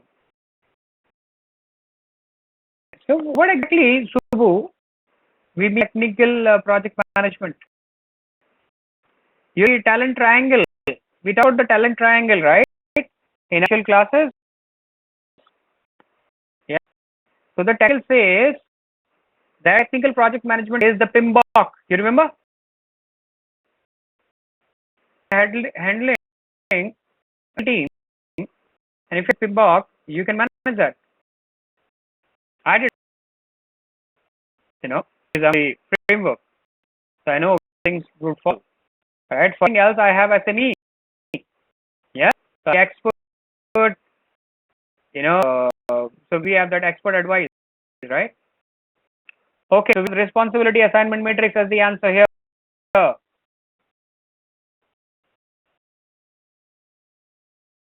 Yeah. Yes. Organizational breakdown structure is then why on earth can tell you, oh my, that over 60 people, who is responsible for what? What upper up, right? Then how here, root cause, putting, yeah, how it has to come to you. Yeah. So there are involved. Can you tell us who is doing what? I don't know. Okay, no problem. Performance of your team members, you find that some of them are not strong enough to handle the task assigned. What will you do in this situation? Breakdown structure is a graphical representation of the reporting basically. And ability assignment tells you that who's doing what. So that's different.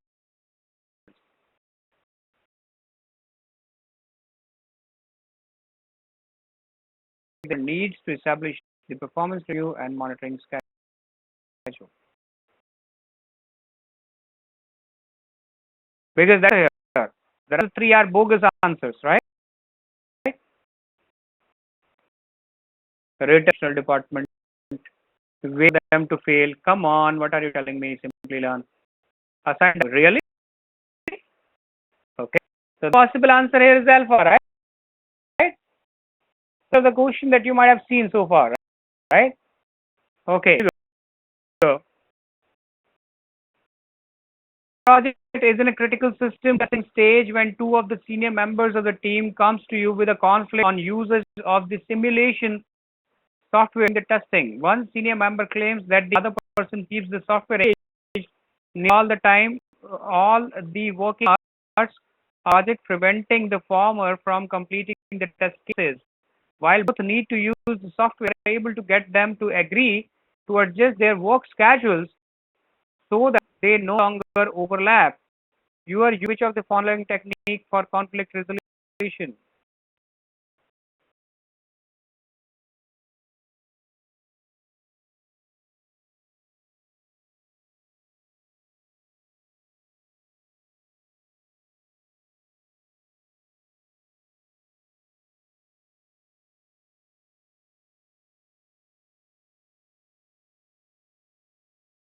Okay, compromise, right? So both team members have to adjust their working to accommodate the limited availability of the simulation software. This would be for both of them, but some satisfaction to both the parties, right? So that's a solution would win if we sit together and we say, do we really need the other simulation test? Do we? That's what I'm coming to. Dinesh. I'm coming to collaborate would have been when I say, okay, so can you give me the case, guys, if we really need another simulation software? Prepare your data, please, and the data and you send that back to me, and I back it up in the committee and ask for one more software so that both teams could use them, right? Collaboration, compromise. It is not collaborating. Yeah, fantastic. Using a project in Canada during it's 5 p.m. and you find most of the staff leaving early to get to their cars, you are concerned that this will impact the productivity. When you inquire, they tell you that the car park is not monitored and do not feel safe going to their cars after the dark. What model hierarchy are they representing here?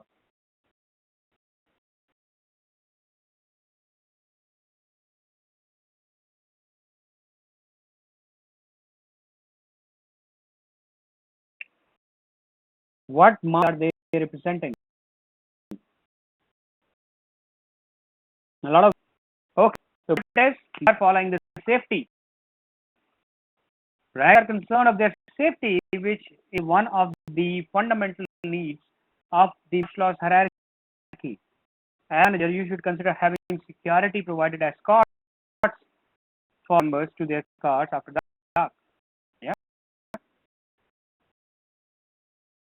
Considered as a hygiene factor according to her work.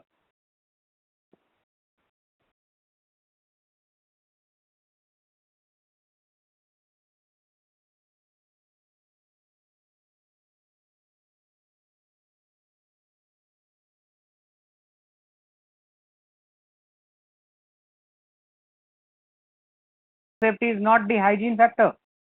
What are you?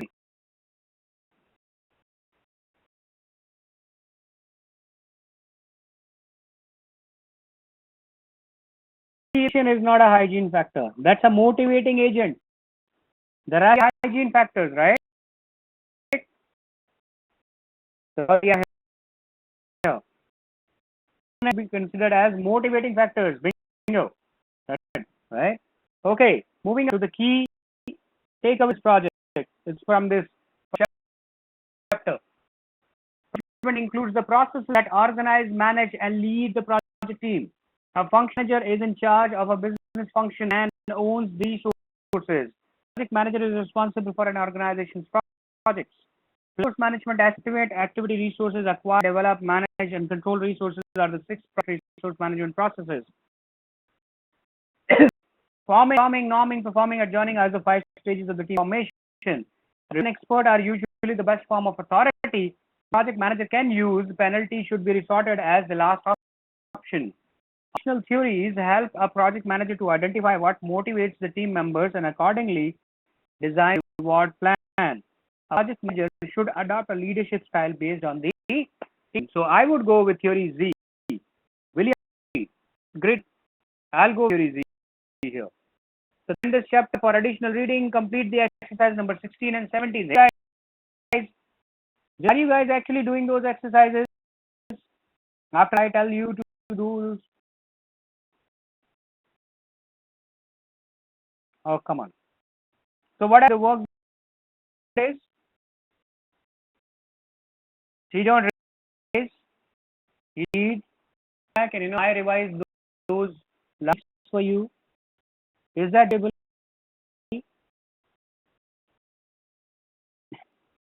We right?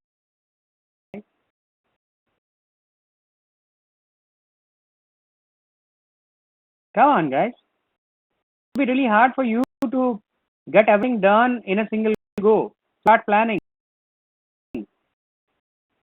Visual and you're learning, and figure out the way wherein you can take out a couple of hours every day. Thank you. number 16 and 17 here. This is and resource management. We're going to start off with the communication management now. Okay. So communication management, then we have the stakeholder management, and we call it today. And these chapters, and these are easy chapters to understand. So this is here. So I'm about communication management now. Now you see that, okay, so I hope you guys are listening to me, right? So 15-20 minutes, so we can actually start it, then we can take a break. That's time, right?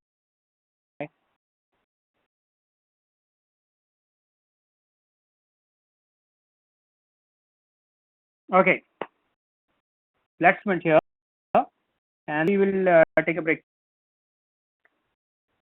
PS number 11, project communication management. Ladies and gentlemen, there are a few things that I would like to share here before we start communication management. You see, till PMP 4, up to only 9 knowledge areas. We had 10, right? Knowledge areas were up to requirement management. We did not have stakeholder management. Now, management was initially of the communication management itself. Now, you ask me why? Because you look at that, the only possible way to manage your stakeholders in the project is by communicating with them. You agree?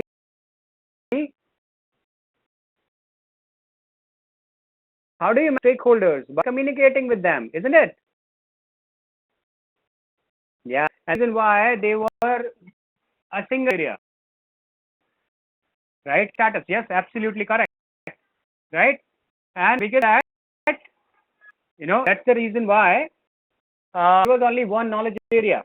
Now in PMP 5, that has been divided into 2 different knowledge areas, right? So communication management, and we have the stakeholder management. But still, you see there is a lot of things between the communication management and the stakeholder. They go hand in hand, right? So if you look at the processes, you plan communication management, you have plan stakeholder engagement. You have managed communication, you have managed stakeholder engagement. You have control communication, you have control stakeholder engagement. Can you see that you have that process map with you guys? Can you look? Series of communication goes hand in hand with the 3 processes of the communication management. You can see that, right? The difference between the communication management and stakeholder is that stakeholder has one additional which is identifying the stakeholders in the initiation part. That's the right. So you see a lot of common things, and that's why it becomes easy for us to do this chapter. Let's start with the objectives here. The communication and the project communication management. What communication and what is communication management? Identify the different communication methods, technology, and channels. And 2n minus 1 divided by 2. If you remember this, then you 2 marks in the examination. Explain basic communication model. This project communication management processes. So these are 4 things in a nutshell that we're going to do. And minus 1 divided by 2. So we'll come to this in just a bit, right? Okay. Let's first. Communication is a 2-way process of transferring information from one entity to the other. Now what it says? A 2 process. Sometimes it is 1 way, right? And that starts in the project. Coming most neglected areas in the project, whereas it is by the PMI. You read the last line. A project manager spends around 90% of the time ensuring proper project communication. So of the times in the project manager only communicates. And yeah, still there are miscommunications. There are communication gaps, right? Communication. You agree here? Give me a yes.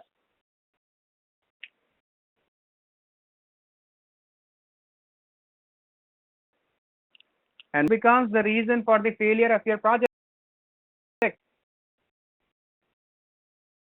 Yes.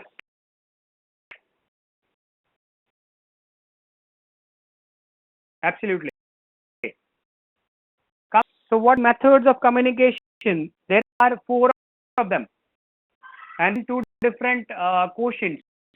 One is verbal communication, the other one is called written communication. And you have formal communication and informal communication. These areas and 4 different combinations. What are those? So formal, written, formal, verbal, and informal, written, and informal, verbal communication. Normal written communication, management plan, project charters, long distance communication, everything comes under the for written communication. Then you verbal communication, which are the presentations, for an example. Then you formal written communication, which are emails and notes. Now you would say that emails are formal communication, correct? The email communication, only if they are from the company's domain. If you Gmail to somebody or your Hotmail or your MSN or some other, these are the emails which are marked as informal written communication. Okay. So company server. So sachinDynamics.com. If I send you something from that, that's a formal communication. And if I send you something from my Gmail for say, that's a informal communication. Right? You have informal verbal communication, conversations. So when I call, Goel and I say, okay, so let's go out, have a smoke, and so that chat that we do. Yes, it is saying when you say long distance communication, formal ones. But when you give an email to somebody from your Gmail, that's an informal written communication. Just company systems, emails or hotmails. Yeah, so that's the difference. And usually nowadays the communication that we do, okay, so PMP management, both in PMP 6 again, project communications management, the same thing. What is the difference? Arun? Yeah. Okay. So you see, I mean, it's almost one of the same things, but the only thing is that the PM I realized that when you say resource management and resource management, initially in PMBOK 5 it was human resource management, in PMBOK 6 it is the resource management. So that change is done because PMI considered that it is not only the human resources that we manage, we type of resources. Similarly, comes to communication management and communications management. Communications are many, right? So you different type of, you do the formal verbals, you do the returns, you do the formal verbals, informal returns, because there are various different types of communications. That is added this as nothing much.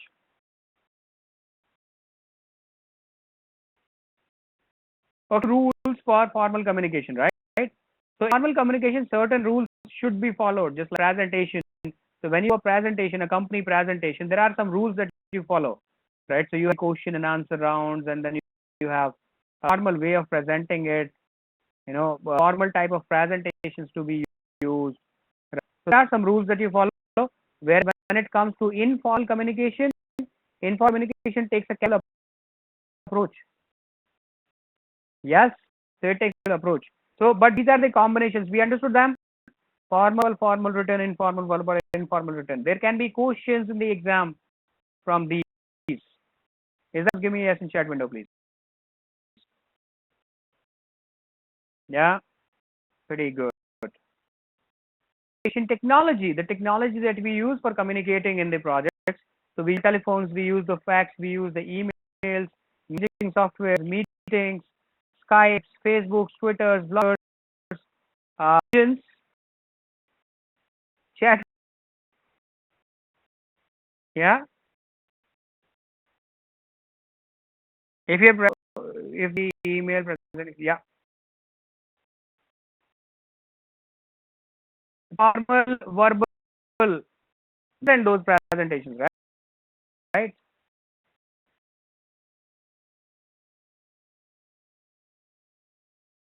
Verbal communication, meetings. If you do official meetings, Okay, that's very much formal verbal communication. Use your telephones, fax, emails, messaging software, meetings, Skype, Facebook, Twitter. You know, chat on my computer, chat portal, informal written communication. That is because you know the rules there, right? You simply hi and pings you back. Yeah, ID. Complain about your bosses over the chat, don't you?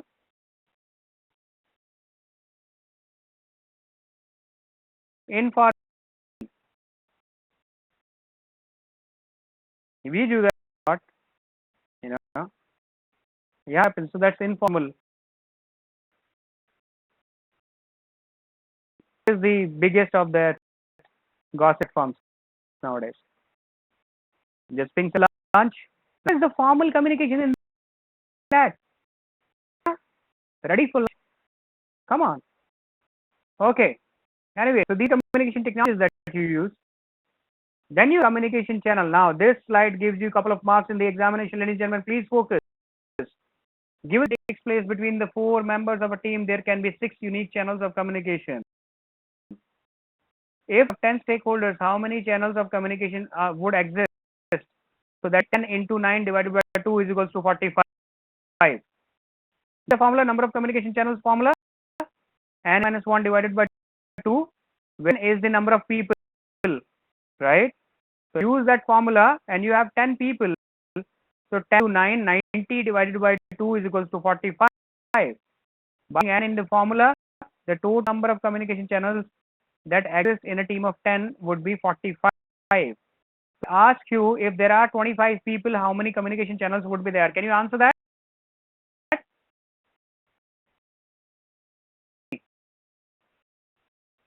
24 divided by 2, correct? 300. Yes. When a large communication channel exists, it may get chaotic if communication is not structured. Right? Marks in the exam, guys. Remember this formula. Clear me yes in chat window, please. Okay. Moving communication model. Now, what is the basic communication model? A basic communication model is wherein the sender encodes a message. Send. Oh, come on. Go. You feel hungry? Can we take 5 minutes, please? 5.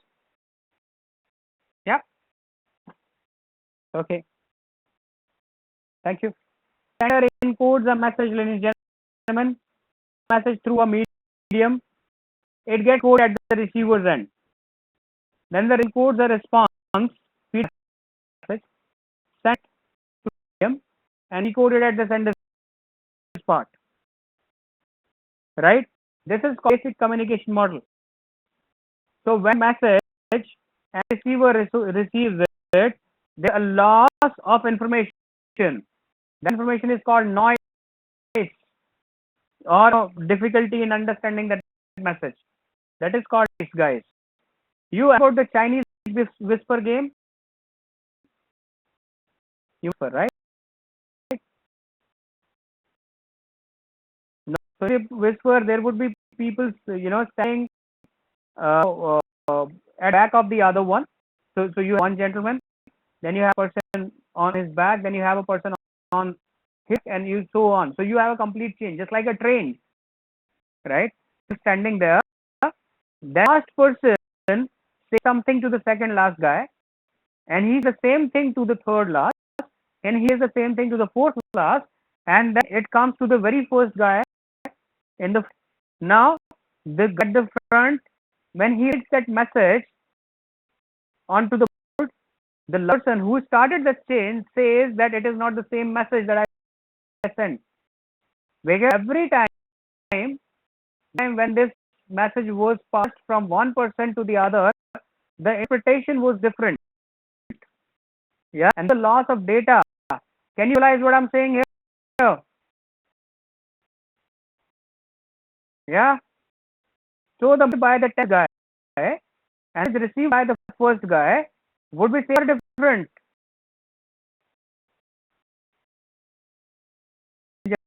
Gentlemen, called noise. The noise that you see there, right? For example, I'll give you an example. A Japanese tourist calls a hotel in Dubai to book a room. The tourist speaking Japanese is a encoding of the message. Telephone as the medium. However, decoding is problematic as the receptionist does not understand Japanese. The same would be true if the receptionist speaks Arabic. How communication can be streamlined if they communicate in a language comprehensible to both of them. Plain English. You know, with all respect to any Japanese guy sitting here, do we have, right? Yep, it's difficult for them to speak English. Especially Japanese, they prefer not to speak English. This is the case with the Arabic, with all due respect to the Arabic friends here, but don't want to speak English, do you? That's where the problem occurs, right? So this is called the basic communication model, guys, and the difficulties that we have in the basic communication model. Is that understood to all of us? Give me a yes in chat window, please. Yeah.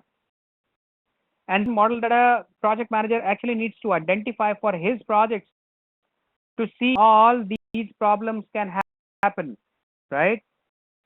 Okay.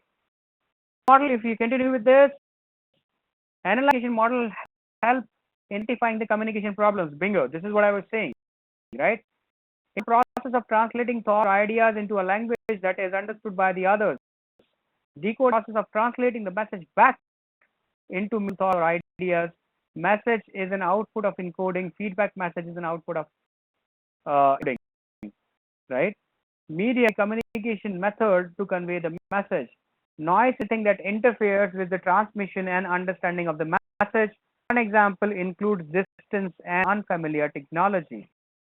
So this is what in the last slide, right? More information you can refer to page number 370 from PMBOK Guide 6th edition. Okay, that communication management here. The project communication management is the project communication management includes the processes necessary to ensure that information needs of the project and its stakeholders are met, treatment of artifacts and implementation of activities designed to achieve effective information exchange. One is that it's basically a process, which is necessary to ensure that the information needs of the stakeholder met. Now they go. It is this information needs of whom the that means stakeholder management and the communication management are going to go hand in hand, correct? Yes. So because the expectations of the stakeholder only, you have a communication technology, communication approach. See here, give me a yes, please. Feel hungry?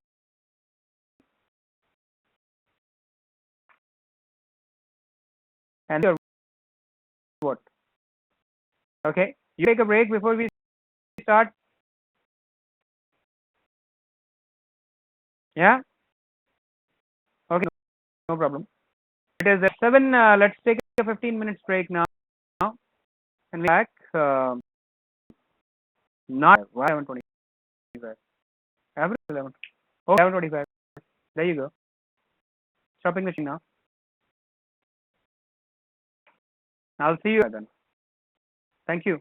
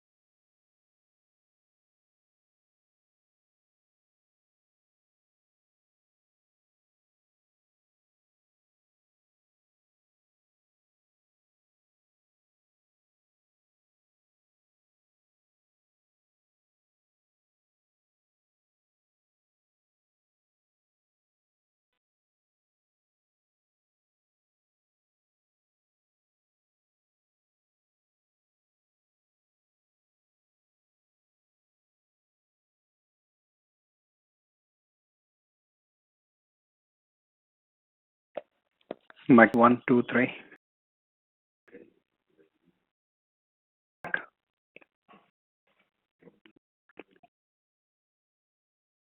Yeah.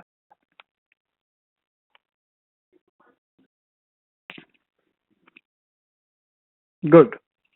So we post session now, and I hope you guys are done with your breakfast. That's on Sunday, so it's like breakfast time for you. Lunch, though. So stuff where we left off. We were at the project communication management. So I'll share my screen with you really quick, and let me know if you see my screen. On 3, 2, 1, now.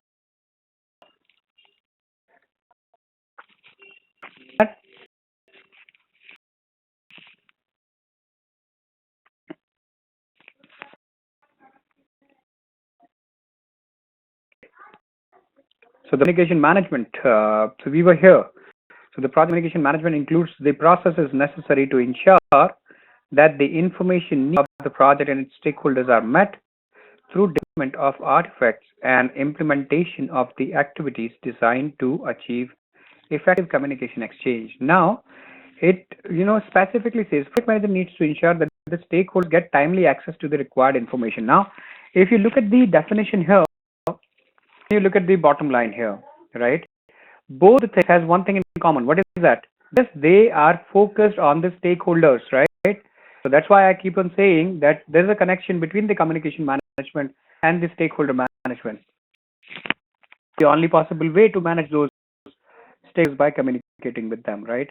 If we talk about processes, we're going to have 3 processes in that.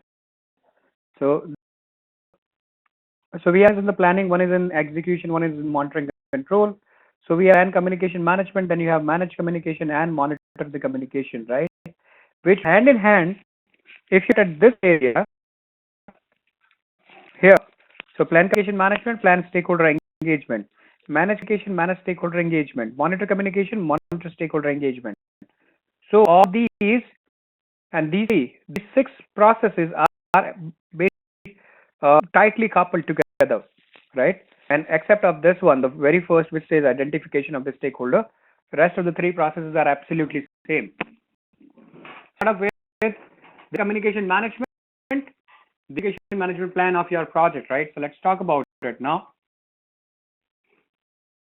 Communication management and communication management is the process of developing an appropriate approach and for the project communications based on the information needs of each stakeholders or the group, available assets and needs of the project. Now, again, entire strategy, what to communicate, when to communicate to, with whom we need to communicate, again back into the stakeholders' expectations and requirements, right?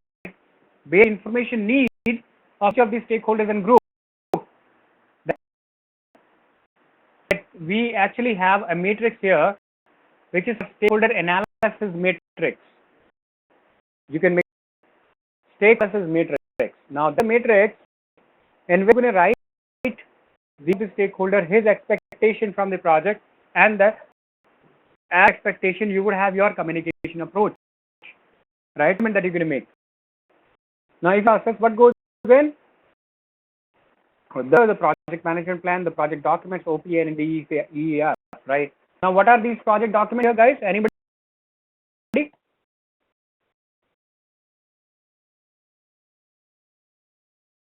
Of course. What else?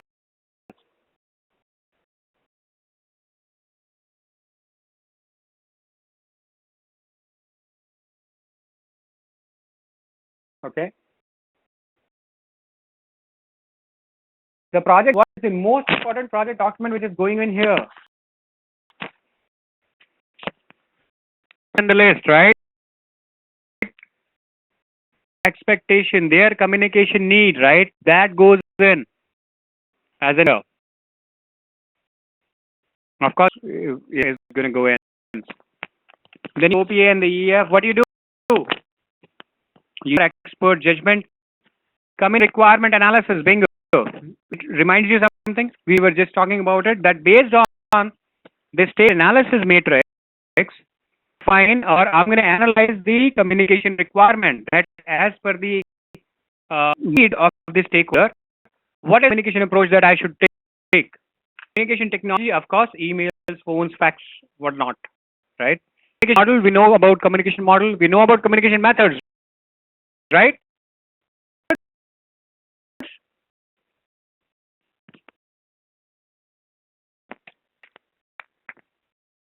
Formal written, informal verbal, and informal written, right?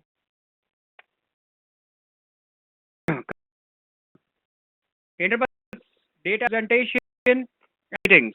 What we get out of it is the communication management plan, documents update. That goes like updates your stakeholder related documents. That also updates the communication strategy. So the documents that we are updating here, and again update our project management plan, because your communication management plan goes as an input for the project management plan, right? Right? That presentation is not a part of the communication methods. The presentation is not the communication method. The communication methods are formal, verbal, formal written, informal verbal, informal written. Data thing.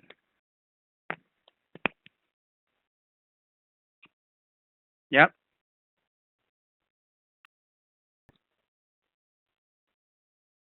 Okay. That's communication management.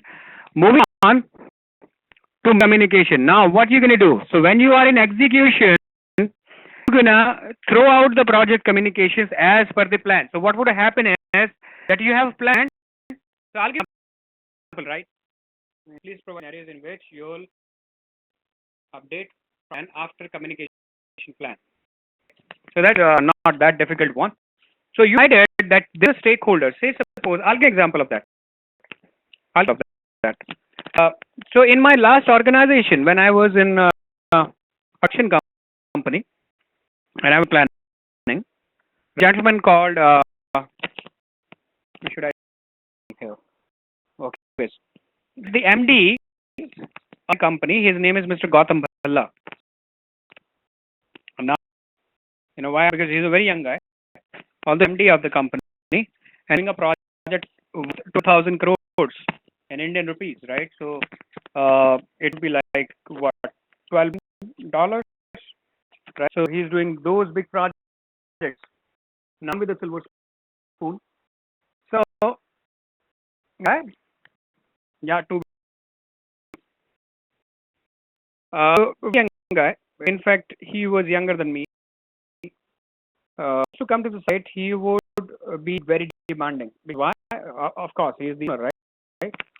So demanding. I want this to be changed. I want that to be changed. I don't like this. Change this. You know, very. So a person who is influential, called salience model. We're going to talk about that when the stakeholder management. No, factor. I was one of the. I was the head of the planning there, and he was managing director of the company and the company. A guy, right? Years of age. You can think about a person 35 years of age and who has about what, $8 to $10 with him. So society is very, very demanding. He is, you know, a lot of things, right? So the stakeholder assessment, I found out that Gautam is somebody who has very far. He is influential and he has a very high interest. I made a communication strategy for him. That was made here, previous process, commitment analysis, right? So I put that back into my communication management plan, right? Now, same strategy will be updated in my PMP as well, isn't it? You agree? And question. So what planned for Gotham? I said, okay, so I'm gonna send him weekly dashboards, and I'm gonna meet him. Yeah, I'm gonna meet him personally every day, keep him informed about all the stages of the project, give opportunities to change the stuff, right? So, and I add all of that back into my project management plan. That should be MP.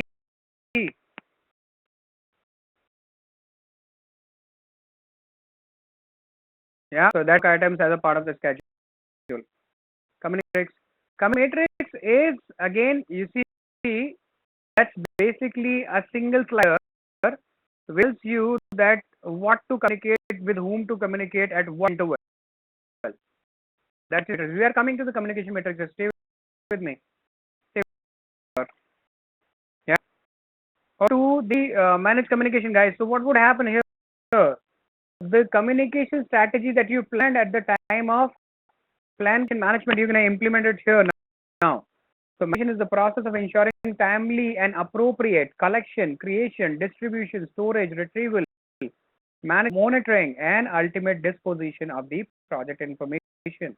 So managing the communication in the event of the execution, make the strategy for collecting information, for creating the information, distributing it, storing, retrieve it, manage it, monitor, and discard it. So all under manage the communication. If you know that has been involved in ISO 9001 2000 process ever, and yeah, they did. Okay, in a ISO 9001 2000 audit, or been auditor yourself, right? Auditor, auditor. I was the MR as well, the management representative. My company was applying for ISO, so I was the management representative. You understand management representative, right? Right. So when they open, they owe them some MIS reports, right? And you know what is the standard time that they give you? What is this for written information as per ISO 9001 2000? Any idea? 24. Okay. That is, ladies and gentlemen. So, yeah, 85 seconds. This is it, right? If you will to track that information and fetch out that information, you can see non-plans. So your system in your computer should be in say any information which is asked should present, should have within 45 seconds. Parameters of ISO 9001 2000. Well, of the information basically, right? What you are doing here in managing communication, collection of information, creation, distribution, storage, retrieval. There you go. Manage, monitoring, and ultimate disposition of the project information that belongs to computing process group. What goes in? The project management plan goes in. Project documents. Project documents are what documents here? Again, commission requirement related documents. These are performance reports are going in. Those bars, graphs, charts that you prepare. That is, yeah. Open and E are going in. What do you do? You use your communication technology, using communication methods, communication skills, Microsoft project from aware of something, right? Project reporting, interpersonal skills, and you use that, all the ones that you have already seen in the past, right? So there is nothing new in that. You understand communication technology, you understand communication methods, communication skills, PMI, project. That these are the reports, the dashboards. Basically, you're gonna use them because you would be sending those to the stakeholders. interpersonal skills and meetings, right? So these tools and techniques that use. What out of it is you project communication. Now those reports are going out. People are receiving it. You are distributing that. You are storing that information. You are doing the retrieval of those information. Right? Also update your project management plan, project documents, and OPA. Why? Because it would be massive amount of learning. So when you are communicating in your project, every single day you learn something. What do you learn? That I should not send this mail to Gotham. That because who is going to ask me this thing, right? So that's the thing that you need to update. What do you do?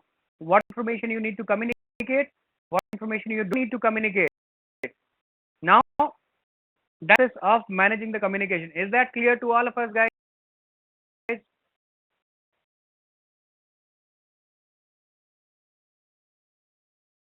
Yeah, monitoring the communication. So you're managing the communication, right? And you monitor the communication so that to make sure there is no miscommunication or lack of communication in the project, right? So go and do monitoring of your communication. So communication is the process of ensuring the information needs of the and its stakeholders are met. So you make sure that the data which is required by the people in they are receiving that data and they are informed basically, right? So it is a monitoring control process group. So what do you do that? You use project management plan, the project documents, work performance data, and factors and the OPA, right? All of that goes in. What do you do? You use your expert judgment again. Your project information system, interpersonal team skills, meetings, and data analysis. Now, what would be analysis here in monitoring the communication? That would be analyzing the response to your communication. So this is a part of data analysis here in monitoring the communication. So you analyze the responses that what people are saying. Happy? Are they satisfied? Do we need to change something? If I need to change something in my communication strategy, I need to generate a change request. So in output, you would see the went in, the information came out. Then you have the change request coming out, project management plan update, and the update. So that is what you do in the communication. So what you are doing basically is to ensuring that the needs of the stakeholder met. So what are needed by the stakeholders? These information needs are met, and you also take the feedback from them. You also understand if there is a challenge that they are facing, of communication, because at the end of the day, 90% of the times you are communicating in the project manager. I mean, so you don't have the equipment in your hand and start digging. You can't do that. You can make sure that the equipment is there, the people are there, and the place to dig the hole there. Right? You only make sure, and you make sure by communicating with the stakeholders. So that's the process of monitoring the communication, ladies and gentlemen. Is that understood? Give me a yes in chat window, please. So whatever what we're doing here, this is from the perspective of stakeholders. So stakeholders are based the inputs here for everything. We got connection, right? Right? Yeah. Receiving your responses all of a sudden. Okay. Okay. So this ends only 3 processes, as I said. Time for the quiz, guys. So let's see how much we learn. Question number: as manager, you have a problem with the team member's performance. Which is the best way to communicating this problem with the team member?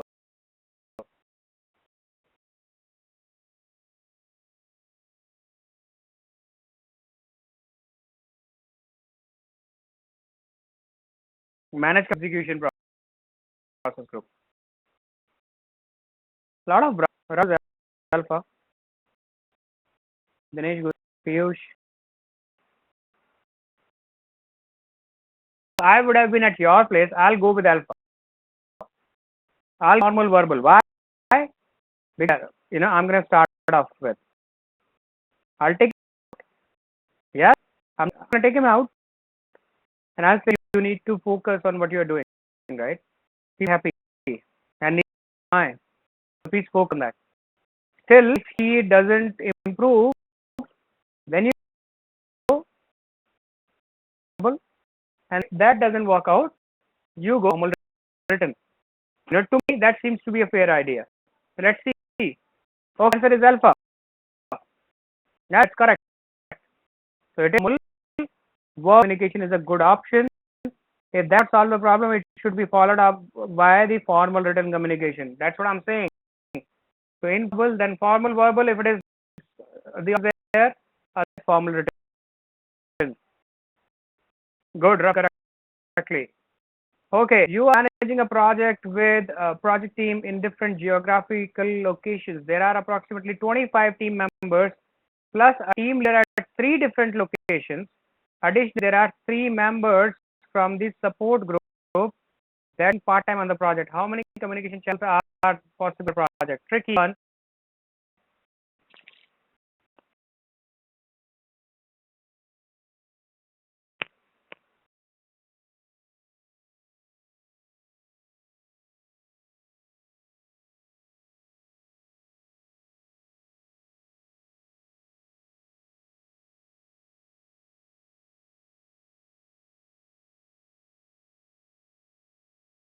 Vasu,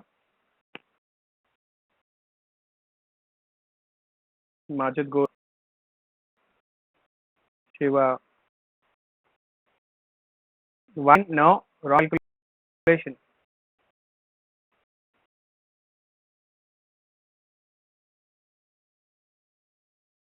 N minus 1 divided by 2. 29 divided by 2. Really? 20 calculated 29.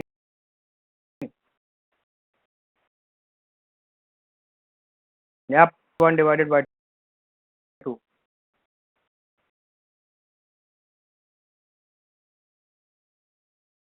Okay, how many we have?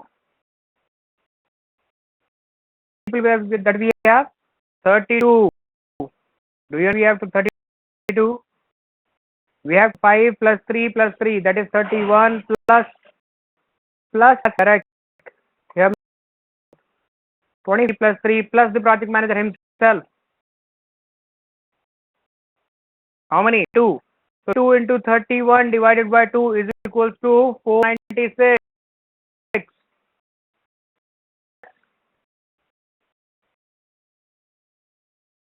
32 divided by 6.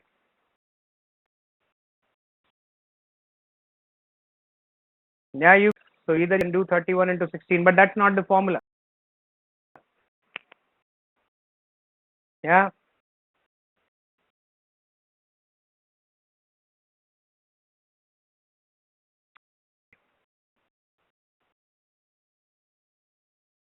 Okay. So the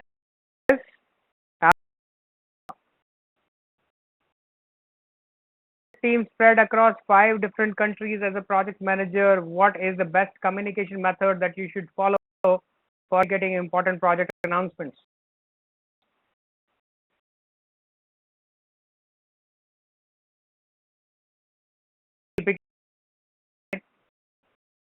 That's shy, that's formal written communication. 1. Project may be distributed using a variety of methods including hard copies, document distribution, shared as a network, electronic database, electronic mail, voicemail, video conferencing, and electronic tools. As dash.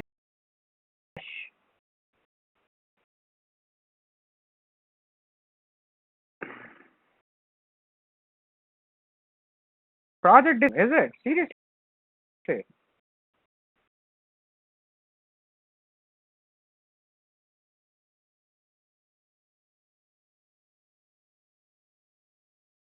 Yeah, or the information management system.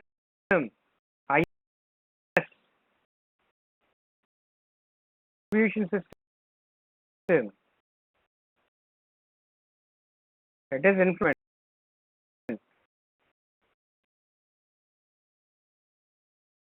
Okay. Venture that yes. As a project manager working with another company needs to share some information to intellectual property rights.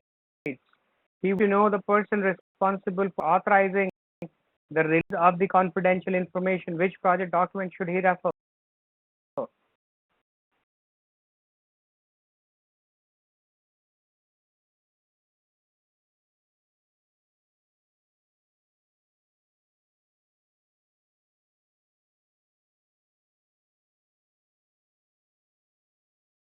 Okay, so the community management plan will capture the details of the person responsible for authorizing the release of the confidential information. Yeah. Automation technology project is discussing a complex algorithm with the new team member. After a long and thorough verbal discussion, the manager asks the person if he has understood. In the team implies that he has understood. However, when the project manager goes through the document, he realizes that he hasn't understood what he said, thus resulting in an inefficient use of time and effort. Who is responsible for this loss of time and how is it avoided?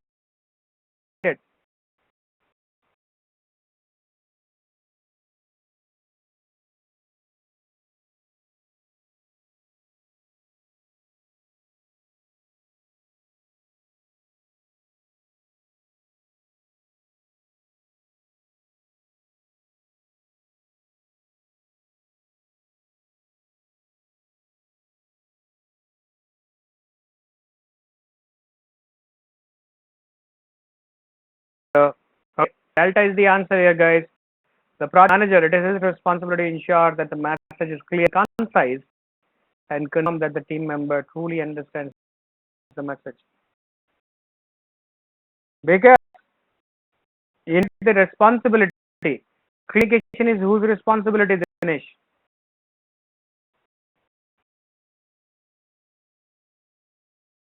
Chap. So if you are a project manager, you tell him that, okay, you understood that, chap. He would say, sir, I did. You know, not his responsibility. No, he's supposed to be working on that complex.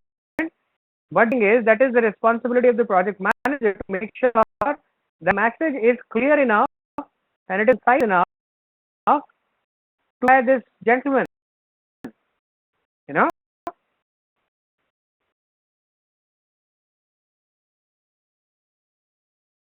version on an algorithm. What are you telling me, Sarkar?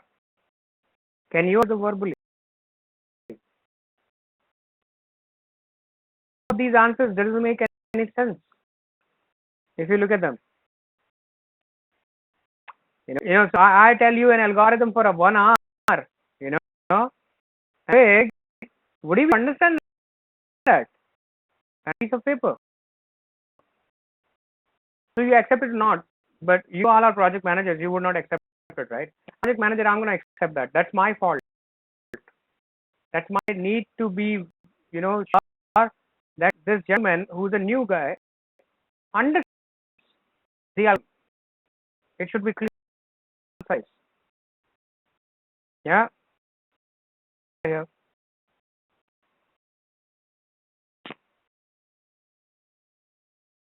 And prepare the document for it's with them, and if he has it and reviews it, it's a better option to make sure that the message was clear enough so that he can work, because eventually this is the member is supposed to be making that algorithm himself, right? So the manager has to do it by sitting with him. Doesn't make any sense, right? That's correct.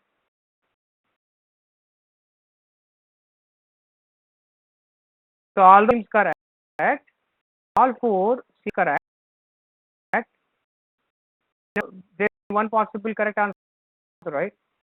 Number 5, you can go back if it can be OBS because that might have release manager information.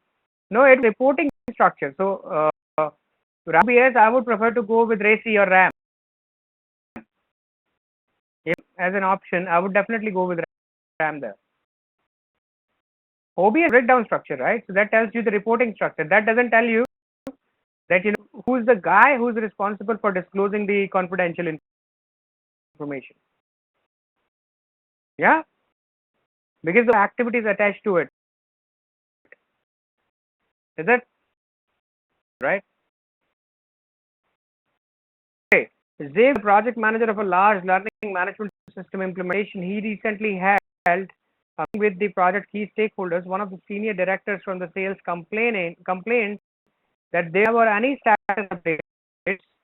For they spent considerable amount of time weekly on the weekly project status reports to ensure that they were accurate and well formatted. He printed hard copies of those reports and placed them on the stakeholder's desk.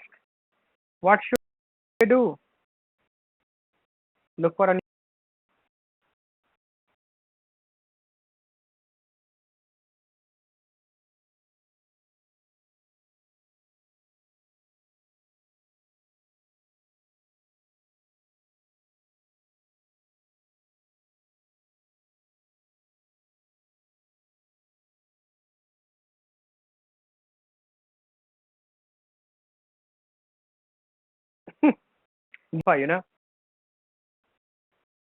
send and prove all those copies were sent to him.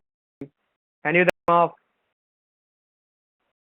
They take a is a senior.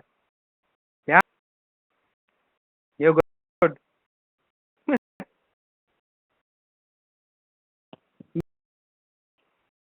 You are out of luck.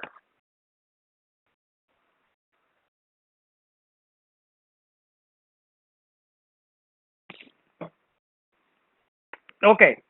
So the only possible answer is bravo. You go back to him and say, if the hard copies doesn't suffice, what do you want me to change my communication plan?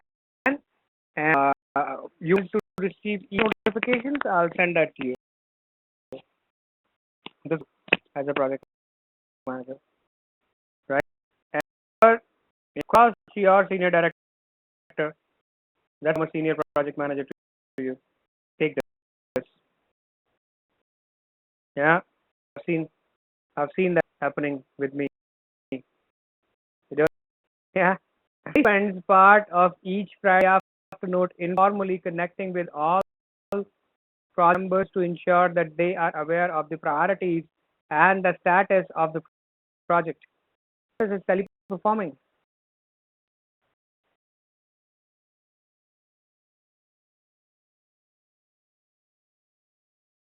Oh, right. So, alpha.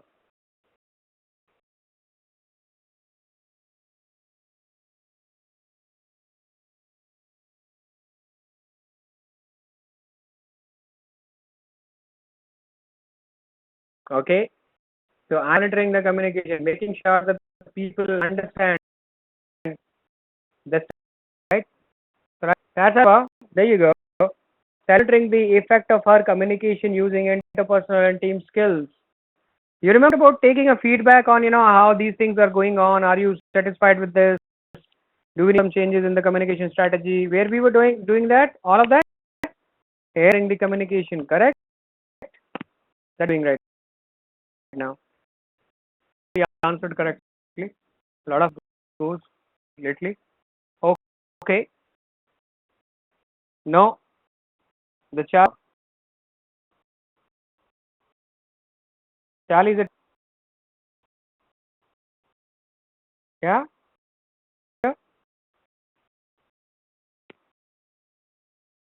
Where you understand the key takeaways, ladies and gentlemen. Communication process of transferring information from one entity to the other. The four commonly used communication methods are formal written, formal verbal, informal written, and informal verbal.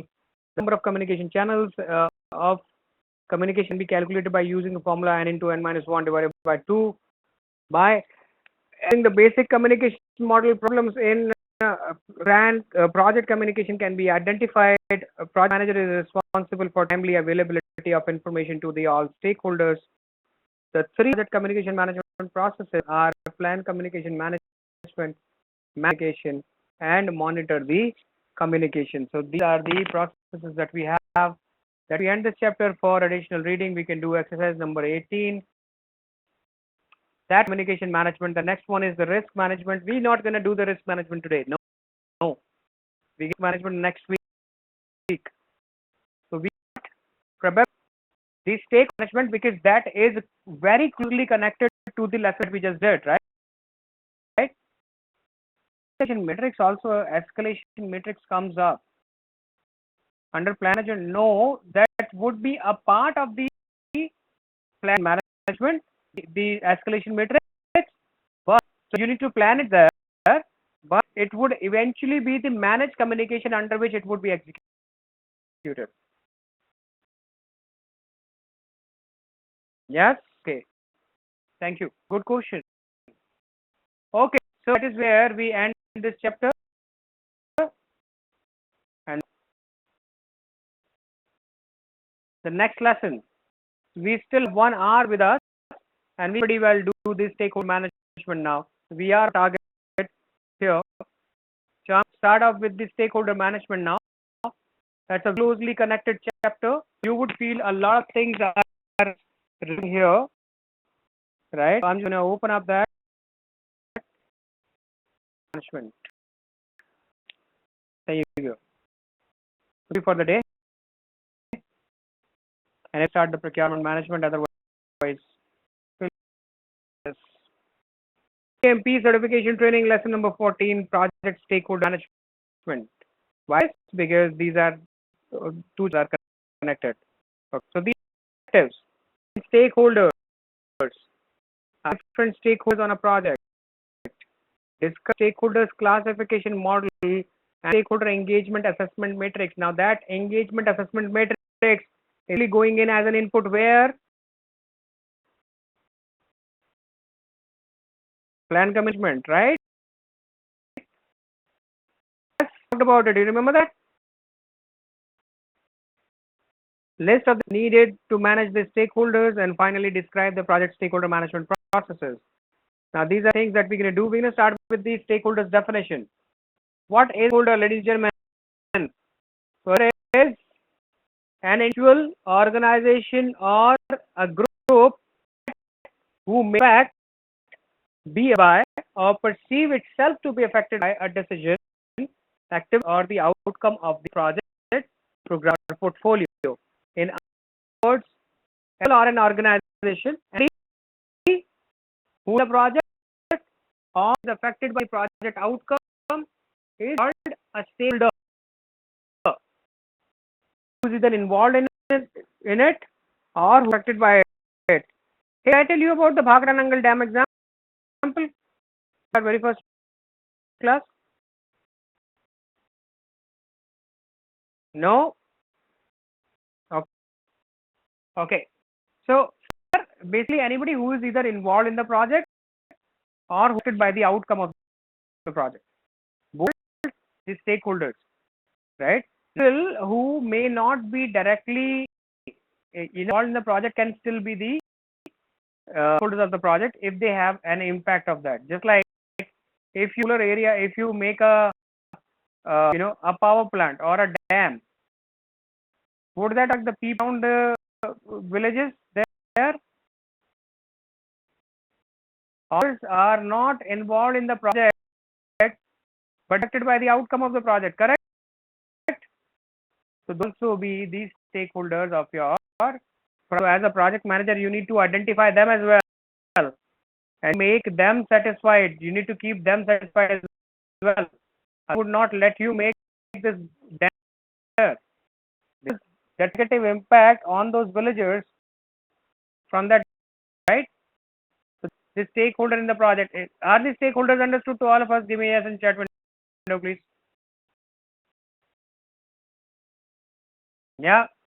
Now when The stakeholders may be the project manager, the project team members, management, sponsors, customers, end users, vendors, people affected by the project's outcome. So your competition is also a stakeholder, which is called negative stakeholder in the project. Groups, governmental and political leadership, all those can be the stakeholders in the project, right? Classification of the stakeholder. Now the stakeholder analysis matrix. This is what I was talking about. Now use couple of things. That is basically power and interest matrix here. The what you see in front of you. So X, axis has interest, Y axis has power, right? Now, if you have low power and interest, if you have the stakeholders who have low power in the project and they have low interest in the project, you need to monitor them. That should be your strategy. You have person who has interest in the project but has low power. What can I like that? Give an example. Who has high interest in the project but he has power.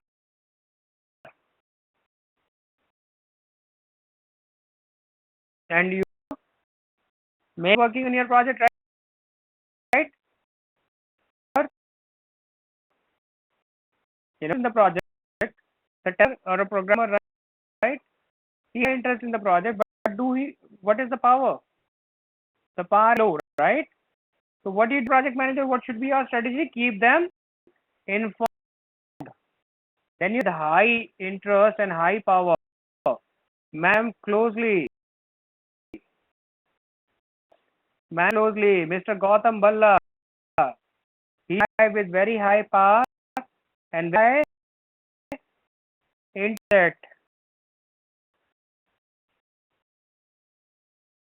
Maybe sponsor, maybe customer who has a high power in the project and he also has a high interest in the project.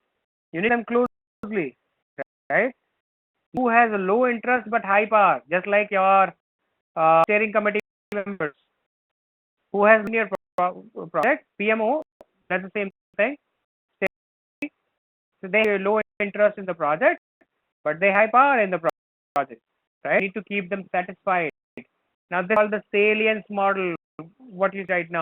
So the trust, influence and impact that stakeholders have on the project can be mapped through either power interest grid, power influence grid, or influence impact grid and salience model.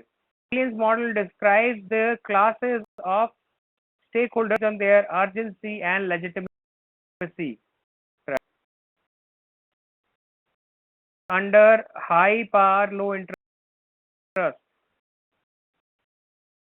So you keep this fight. Competitive stakeholder, yes, 100%. He is stakeholders in the project, and you see, Pepsi launches a product in the market. You send WhatsApp messages. There's a lizard in the PepsiCo bottle, right? There was fur inside the bottle. There was, the material inside the bottle was smelly. So use WhatsApp messages and internet posts. Don't you see them? Yes. Who's doing? I'm not saying him here. I don't want. No, to go. You said it. I don't do that. Sue me in the court law, right? But they are doing it.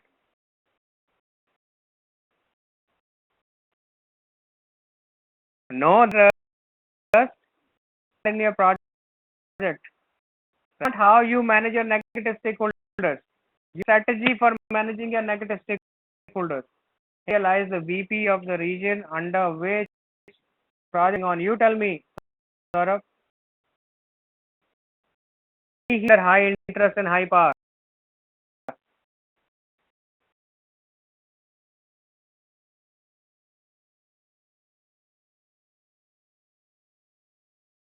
The competitors. I give you an example wherein your competitor can, take it of uh,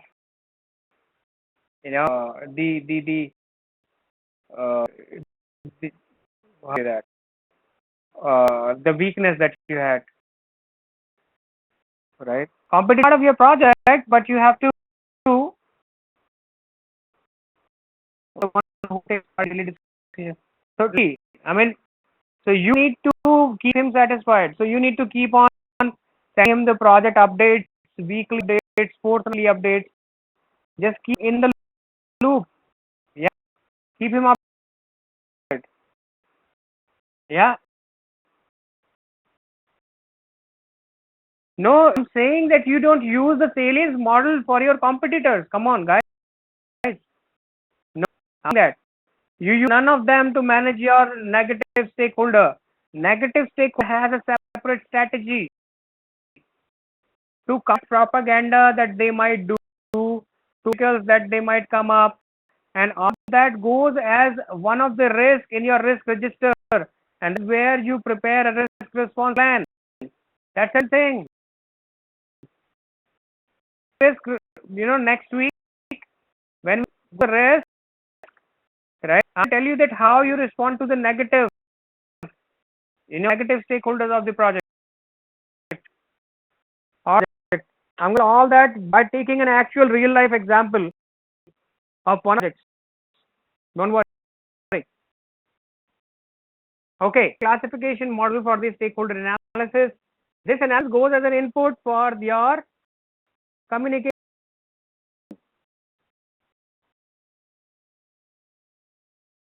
Yeah. Okay. What is that? That you need to manage them, but so for managing them, they were stakeholders. Yes. Why they are negative stakeholders? Tell me. Because they need to leave their houses, their villages, their hills, their fields. Entire village will be flooded by the water, right? So if you somebody that you need to leave the house wherein you are living from the last 20 years, would you do that? Or that? No, right? So a negative stakeholder, right? Now, stakeholder engagement assessment matrix. Ladies and gentlemen, next two slides gives you a couple of marks in the examination. Please focus. Yes. Stakeholder engagement assessment matrix helps in visualizing the current and the desired states of a stakeholder involved in the project. So what do? You make assessment matrix, stakeholder assessment matrix, and you mark the current, scenario, the current, state of the stakeholder, and then mark the desired one. So mark with Charlie and desired is marked with Delta. So the 5 stages that we have of the stakeholders in the project, what are these? The stakeholders which are called unaware. So the state is not aware of the project and its impact, right? Then stakeholders which are called resistant. Stakeholders aware of the impact and is resistant to change. Then you have stakeholders. Stakeholder of the project, but he is neither supportive and nor is resistant, right? Then you have supportive stakeholders. Stakeholder aware of the project and is supportive of change. Finally, leading stakeholders. Stakeholder is aware of the project and is actually engaged to in project success. Your project sponsor leading. Your should be supportive. Right? Your negative stakeholders should at least be neutral. So the ideas of those stakeholders. Now in the matrix in the next slide here, I have laid the stakeholders, their current states and their desired. You see, so the state 1 is currently unaware. I would want him to be supportive. 2 is resistant. I want him to be neutral. Stakeholder is currently neutral. I want him to be supportive. Is currently neutral. I want to be the leading. I have stakeholder 5 who is supportive and I want him to keep supporting the entire project. I don't want him to lead the project, but he should support at all point of time. Right? So prepare your stakeholder assessment matrix. current state, dash the desired state.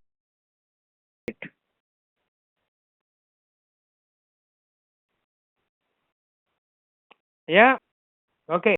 So this where a stakeholder engagement assessment matrix is that understood to all of us. Give me a yes in chat window, please. Now this goes as an input for your communication, correct? Basic models. So these are the things that you put inside the communication management plan to this communication strategy. Now it makes sense to you. Yes. So the resistant and unaware. Yes, absolutely correct. Yeah. Okay. Stakeholder management skills. The skills that you need to have as a project. You need to have two different skills. One is the interpersonal. The other one is the managerial skills. Personal skills. You need to know how to build trust among the stakeholders. Reflects. You need to be an active listener. That's the most of job. That nobody wants to listen, right? You need to be a listener. Overcome resistance to change. The traits in your interpersonal skills. Then in skills, you need to have facilitate consensus. So the project management is all about consensus. You said that when I keep many times consensus, right? Against people, negotiations in good faith, organizational behavior, the OPA update. So these managerial skills that you need as a project manager in our stakeholders. And trust you me, the project who is good stakeholder is the best project manager nowadays. Bit of no one. You have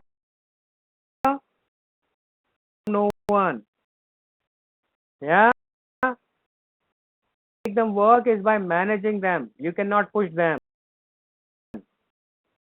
Right? Processes now. We have 4 processes as I said. So we have the stakeholders in the initiation, we have stakeholder engagement planning, stakeholder engagement execution, and after the stakeholder engagement monitoring and control. Going on with the planning, initiation, identification of the stakeholders. Stakeholders is the process of identifying the project stakeholders regularly. Now, it's identifying the regularly and analyzing and documenting relevant information regarding interest, involvement, interdependencies, influence, and potential impact on the project success to the initiating process group. So what doing is it is a regular process of analyzing and documenting the relevant information regarding stakeholders' interest, involvement, interdependencies, influence, and potential impact on the project success. So why it is a regular activity? What it is that your stakeholder register will be an ever evolving document. You agree?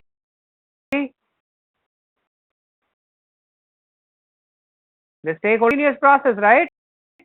So very first day of the project you have 5 stakeholders, next you have 10, the third day you have 15, the fourth day you have 16, and it keeps on going, right? That because you never know at what stage you have one more stakeholder coming and saying, hello, I'm one of the stakeholders of your project, right? That be a document which will keep on evolving over a period of time. What in the project charter? Of course, business, okay, project plan, project agreements, enterprise environmental factors and OPA. I have a question for you guys. Documents and agreements going as inputs in the project chart. You remember that?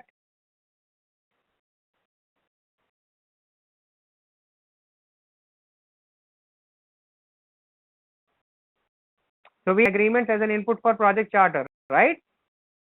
Now, so I understand these 2 documents. I understand the project charter because I have already done that process. But initiation right now, so it's not started. From there, I'm getting project management plan and project documents as an input. If after that, I'm going to give you a treat.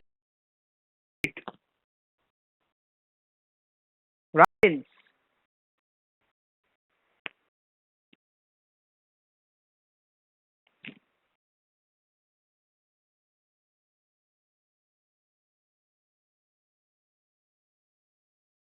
how I have project management plan and the project documents as inputs here, because the project management plan appears in the planning, and right now we are in the initiation process.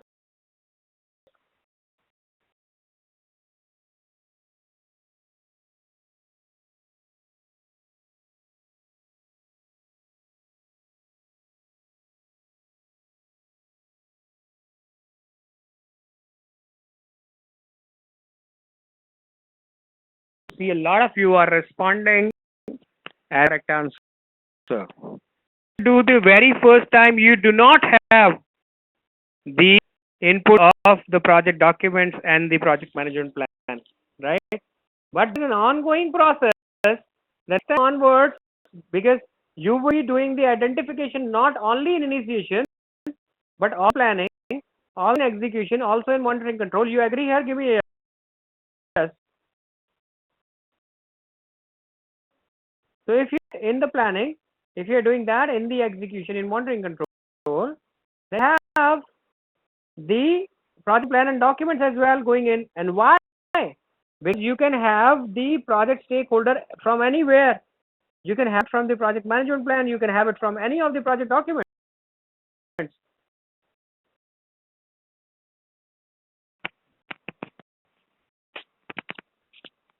No, it is not. It is not.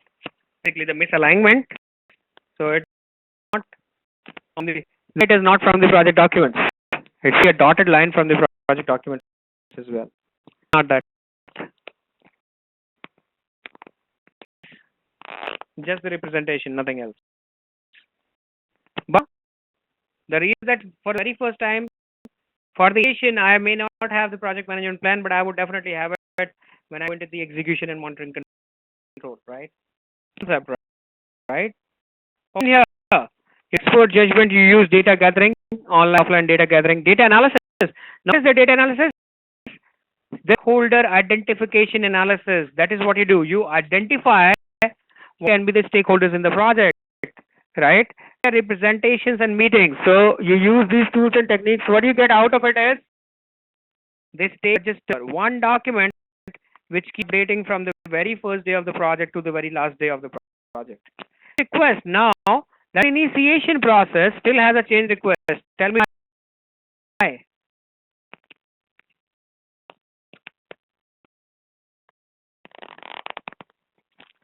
Or later, yes, that is what it is. Because yes, it might not have a change request in the initiation, but it can have one in planning, it can have one in execution or in monitoring control, correct? That's a change request. Again, project management plan gets updated where? Later. The gets updated where? Later. Right? But stakeholder register gets updated every time when you update the project documents. All is that clear to all of us, guys? Give me a quick yes in chat window, please.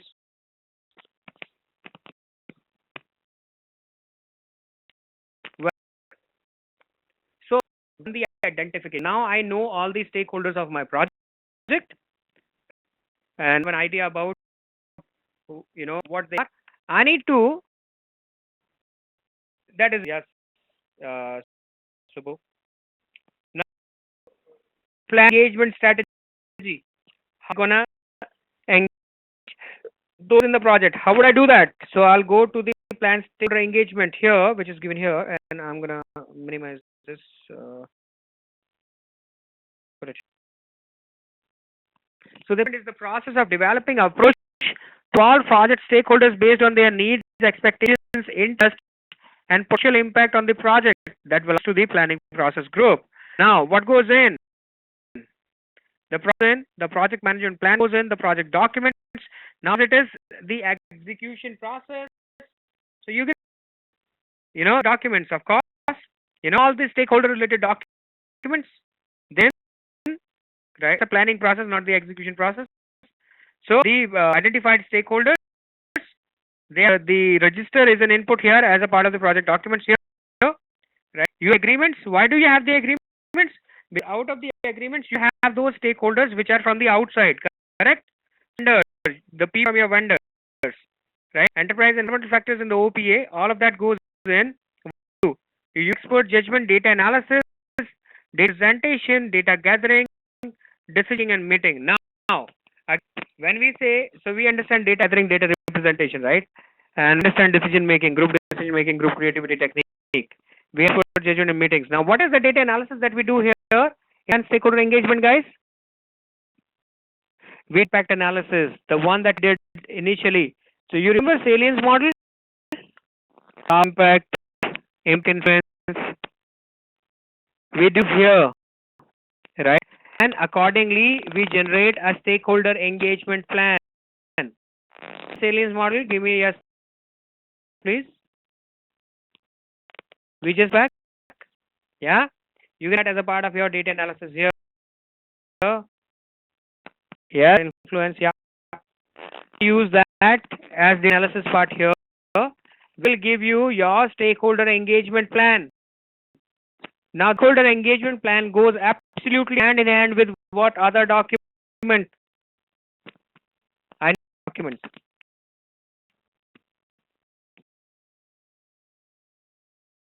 Not the comment plan. Absolutely correct, Aaron. Thank you so much for that. Yes, you don't need that question mark, do you? Correct. So your stakeholder engagement plan will go hand in hand with the communication management plan, because the communication management plan will look into what is stakeholder engagement strategy, and it would start the communication in that similar fashion, right? So go along. Then have managed the communication, manage the stakeholder engagement. So what do you do in that? You guys this engagement in the project. You keep them involved, keep them excited. Manage project stakeholder engagement is the process of communicating and with stakeholders to meet their needs and expectations. Read it again, guys, please.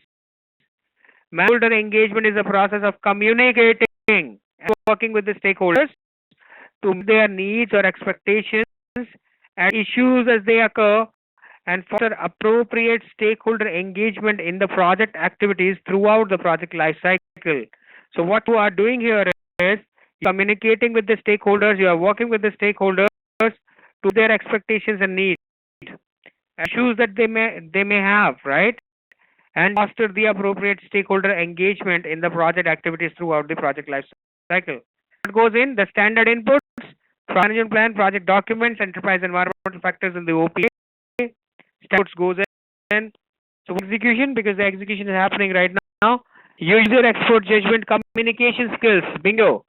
You see, your communication technology, your communication methods, everything will be used as a part of your communication skills. You agree?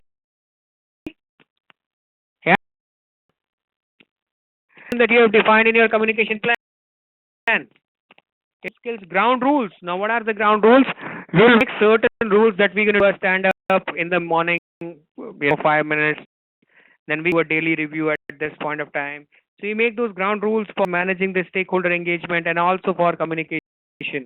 Both of these things, right? And of course, meet people. So you do the meetings.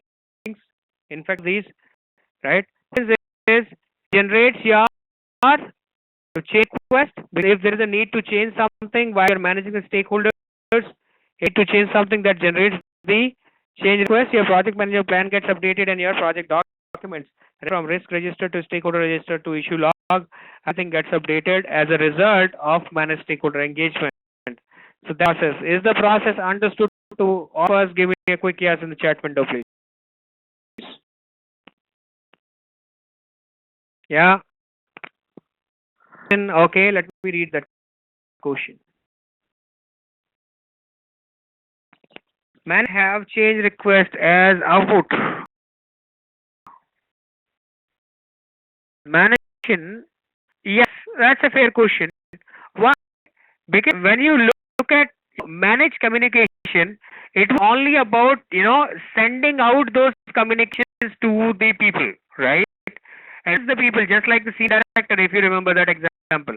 So when the senior director says that I'm not receiving it, that's actually the time of monitoring control, not of the execution. That's a monitoring control when you realize that I need to change my strategy probably. So this request is an output from the monitoring control in communication. Yeah, execution you are only sending out the communication. That is not the same case here in managing engagement. Because managing the engagement, you are actually involved with the stakeholders, and there might be changes because of the way you are managing them. Here, itself, process might have a change request. Yeah?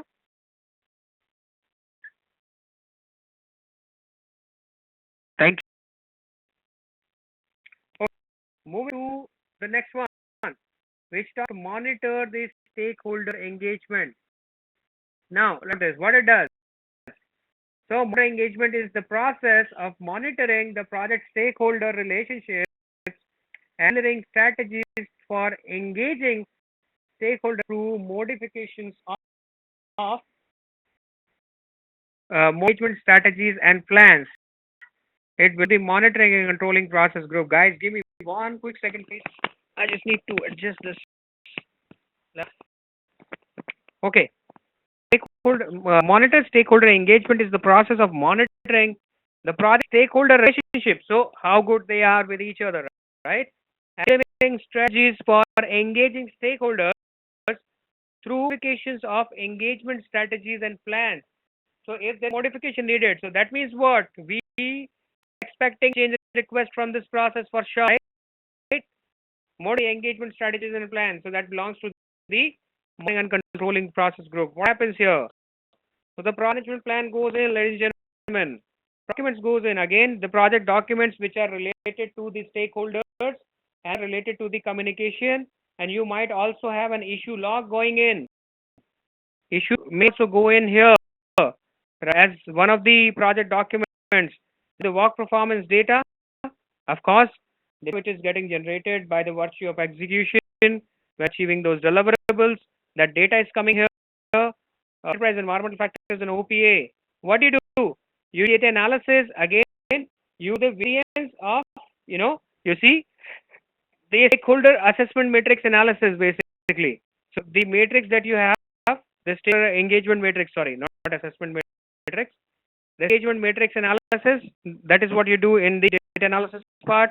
Decision making, so you take a decision whether to change the strategy or not, right? Data presentation, so you share graphs, charts, pivots with the stakeholders. Communicate, so use your communication skills, interpersonal and team skills, right? You of course meet people as manager. What comes? So you have the work performance information. So the data goes in, the info is out, ladies and gentlemen. And you have change request coming out from here, of course, because if you need to modify the engagement strategies or the plan, change request, then your project management plan update, and finally you have your project documents update. Your project management plan, you update your project documents, and it generates change request. So this is of monitoring stakeholder engagement, that how you manage and monitor the stakeholder engagement throughout the project, so that you all the stakeholders satisfied. I mean, satisfied with the communication. They should be aware of the status of the project. They should be aware of anything which is going on. Any changes in the schedule, any changes in the cost, any changes in the scope. They should be aware at all point of time. But usually communicate right things with the right people, right? You will not be sharing some information which is to be known only by the sponsor to a member. You understand what I'm saying here, right? So you share the information which leads to the success of the project, or in essence of which the project may fail. These are a couple of points that you need to remember when you communicate within the project. Okay. So you want, yeah. So I said you should extend only the information which leads to the success of the project, or then in absence of which the project will fail. Only line, end of the story. Nothing.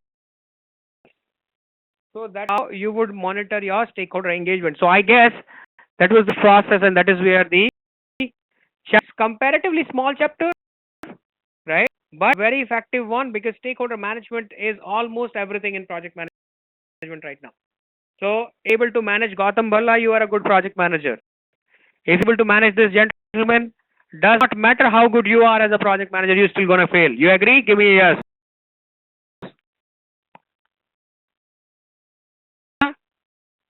Gautam, if you are able to manage him, that otherwise you are screwed. Ladies and gentlemen,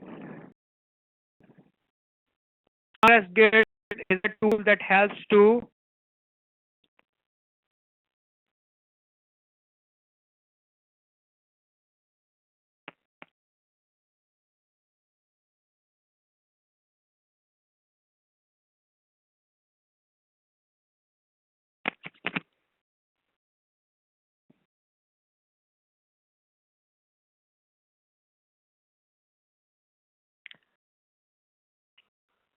add here in the answers.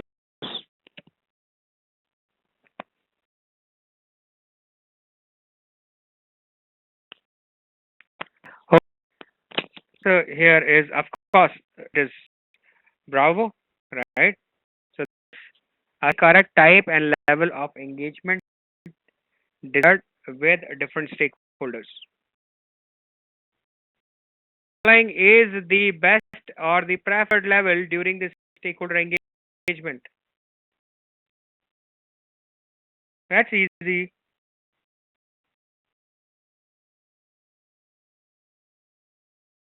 That's a very right. So yeah, so the best thing is support, supportive has been in execution for a project has been in execution for many months. You have been regularly sending updates to all the stakeholders for the communication management plan. Suddenly, at a phase gate review, one of the stakeholder complains that she has never been informed about the changes in the project. What's the best thing for you to do?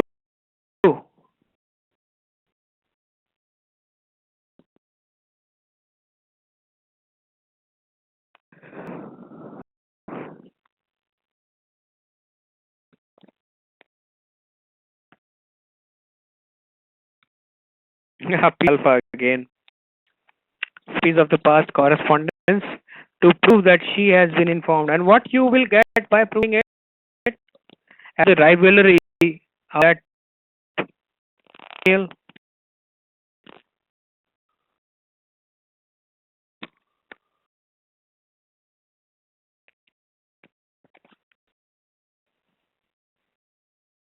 Deep one, yeah, I agree.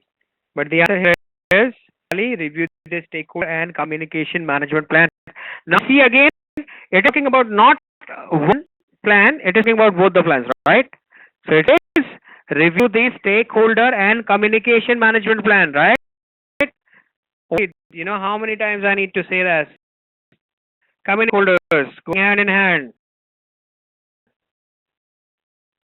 A project recently been assigned to a long running project and want to know the key influencers on that and their level of involvement. The best document to get this information is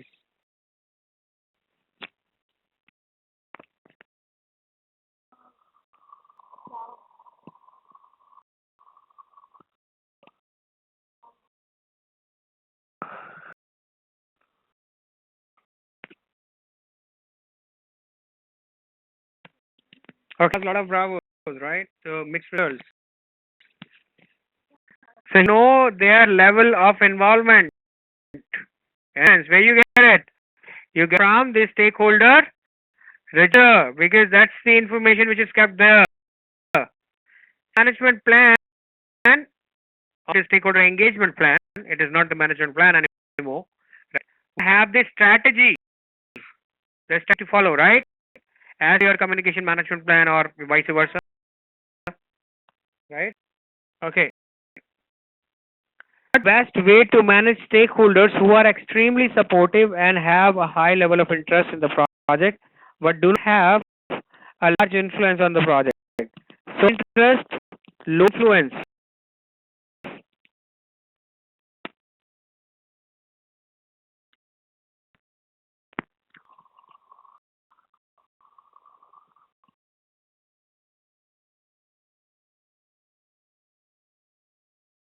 That's keep them informed. Because that's the same chap, right? The programmer chap that we talked about. He just, but low influence, right? So keep him informed that what is happening in the project, right? Is not an input to the monitor stakeholder engagement process. Not input to stakeholder engagement.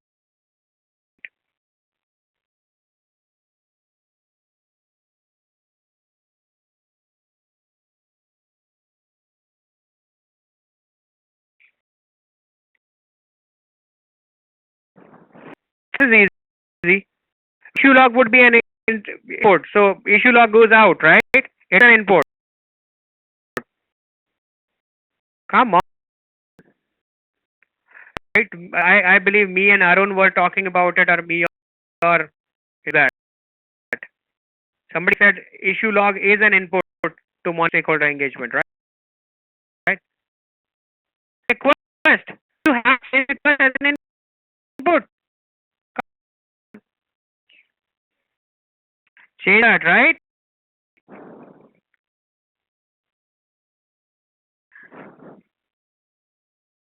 Techniques can be used by the project manager while identifying stakeholders for up.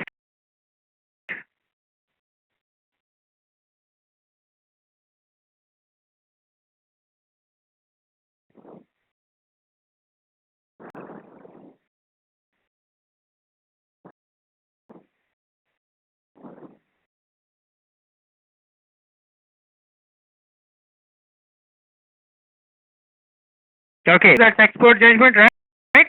So, about terms, expert judgment is for identification of the stakeholders. Yeah.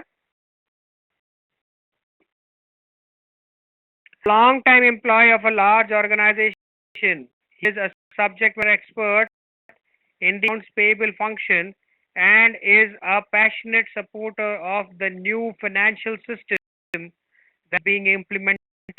Henry is respected in his department, though he is an individual contributor without a lot of formal authority. How to classify Henry on a par influence grade?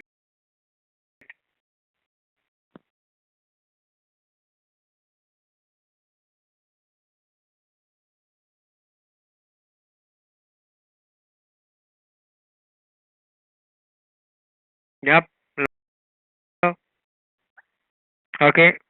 That's it. Suchil is correct. He is a guy with low power and interest. Right? Very high interest, but he is an individual contributor. So low power.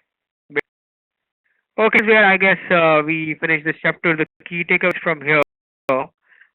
Stakeholders is an individual group or organization who may be affected by or perceived to be affected by a decision, activity, or outcome of a project. Right? Different stakeholder classification, model, power, interest, influence, or influence impact, and the salience model. Right? Stake engagement assessment matrix helps in visualizing current and the desired states of these stakeholders' involvement in the project. Project managers need to demonstrate certain interpersonal and managerial skills to manage these stakeholders and accomplish the project objectives successfully. The four stakeholder management processes are identify stakeholders, plan stakeholder engagement, and monitor the stakeholder engagement. So the chapter, guys, for an additional exercise, please complete exercise number 23. That's the project stakeholder management. Yes, thanks, but we are still left with this risk and the procurement, really smaller chapter. So, but I guess what is the time now? We in minutes. What do you guys do? I got the procurement, yes. Yeah. Start procurement. Let's do it 10 minutes, another 10 minutes. Because I also need to, kind of leave at 2 o'clock today. what we do the procurement. So I'm going to quickly start off with procurement. It's basically more about, what are the contract types that we have, what exactly we do, how do we onboard, see, make or buy decisions and all those, right? So let's talk about it. So that would be a good idea to start off now. Talk about procurement management, where procurement. That's good. Okay, number 13, ladies and gentlemen. So the PMP lesson number 13, plan procurement management, the project procurement management. Guys, a contract, what contract, right? Difference between centralized and the decentralized contracting. Different types of contract. Identify the key terms used in the procurement management and the project procurement management processes. So this is what we're going to do. So if you talk about procurement management as a whole, so you can plan procurement management, conduct procurement, and control procurement as three processes. Each of them is one each in planning, in execution, in monitoring, control. We had closing as well. Now the closing is partially a part of close project, and it is partially a part of controlling the procurement. Right. So the contract, guys, what means? Some mutually binding agreements that obligates the seller to provide specified product, services, or results, and asks the buyer to provide the monetary or valuable consideration in return. Contract can also be called an agreement, understanding, undertaking, or a purchase order. You might have heard about purchase orders, right? The POs that we use. The two involved in the contract are the buyers and the sellers. The seller provides the goods, and the buyer, buys for a compensation. So that is what is a contract means. That's a mutually binding agreement, basically, right? Now, think about the characteristics of the contract. The characteristics of a contract are: a contract must be formal and written form. So you have a contract which is in written form. Contract must have legal remedies. Contracts to the contracts must also be subject to the same checks as the contract itself. It is created and managed by the contract managers, also called the procurement manager. So you might have an organizational division in your organization called the commercial division. Now that division basically takes those, contracting stuff, right? So they hire the vendor team basically, So a lot of companies has a separate division for that, right? Now, what about the centralized contracting, the decentralized contracting, guys? So what is that? A contracting is in a contract manager handles multiple projects. Centralized contracting, a project manager is assigned to the project full time and reports to the project manager. So if you've been given, if project manager, you've been given a permanent, contracting person, that is called decentralized contracting. And a single person or a single team managing multiple projects, that is the centralized contracting. Now, they both have advantages and disadvantages. Let's talk about them. So, centralized contracting, the advantage is increased expertise in contracting and the standardized company practices. One is, team managing multiple projects, getting more experience, plus using a standard documentation process for all projects, right? Advantage is difficult to get contracting help as the contractors may be involved in multiple projects, right? So it is difficult. So I asked for 5 minutes of that chap.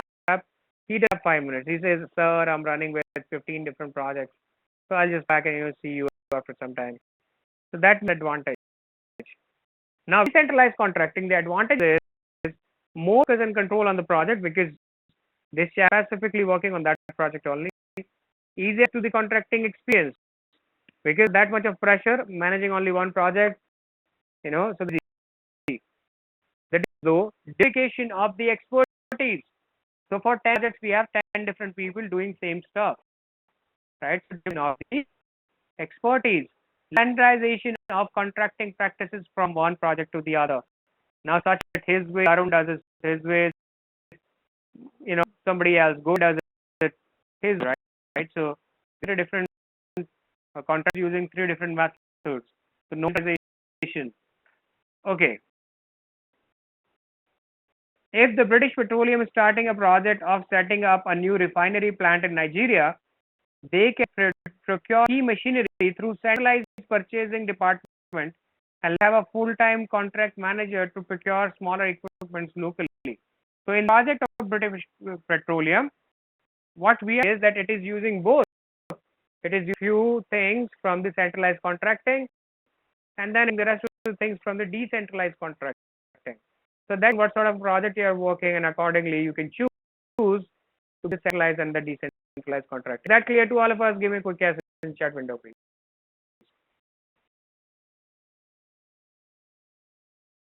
Great. Now contract types. Okay. Contract. So guys, there is different types of contracts. Three majorly. That's of contracts that we have. One is called time and material, the most commonly used contract type. Called cost reimbursable contract, and this is called fixed price or the lump sum contract. Now the cost reimbursable contract, what is that? That's paid based on the actual cost plus say incentive or fixed fee will be paid in addition to the actual. These contracts can be classified as cost plus fee, cost percentage of the cost, cost incentive fee, and cost plus award fee. So these are four that we have under the cost reimbursable contract. Now what plus fee contract? That I pay you the cost of all your equipments or material that you're going to use, plus pay you a fixed fee, say $100, right? So you're working for me, I'm going to pay your equipment, which is excavator, and pay $100 per day for that excavator, and it's a job, so I'll be paying you $500 for that, and I'm paying you a fixed fee of $100 after the project, right? Called cost plus fixed fee. You understood that, guys? Similar, you have,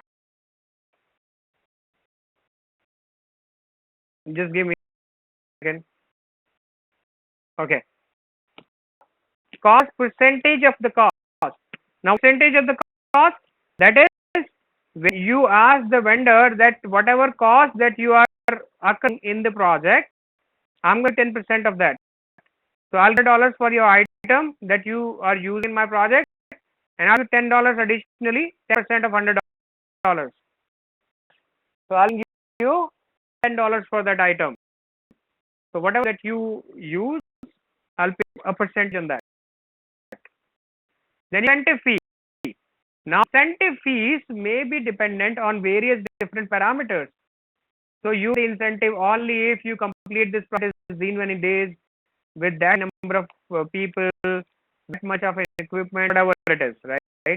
So it will be a lot of these constraints, and if it fulfills all of that, it's a lot of things, right?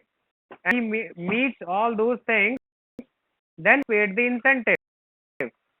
Where if you talk about cost plus award fee, award a determined figure that the customer says you complete that project for me and I'll give you that as a award. So these are four different type of cost reimbursable contracts. Are these understood, guys? Give me a yes. Yeah. Then contract or unit price contract. Now time and material or unit price contracts are generally, yeah, yes. So contracts are generally used for smaller projects where customer pays per item, per hour, or per day, just like us, the contractors. So we do P&M contracts mostly. Why? Because the customer pays us. So Pepsi or some other water limited or any company that Lava International. So when we work, we get paid per hour basis, right? So if I work there for 5 hours, I'll be paid for 5 hours. So then now P&M are generally done for smaller projects, but want to do it for the bigger projects, you can go for T&M plus the cap. So you can do it, right? So you can apply a cap that you cannot ask, beyond that rate. Those caps applied to it. If you want for big projects, use them for this smaller projects. Finally, fixed or lump sum contracts.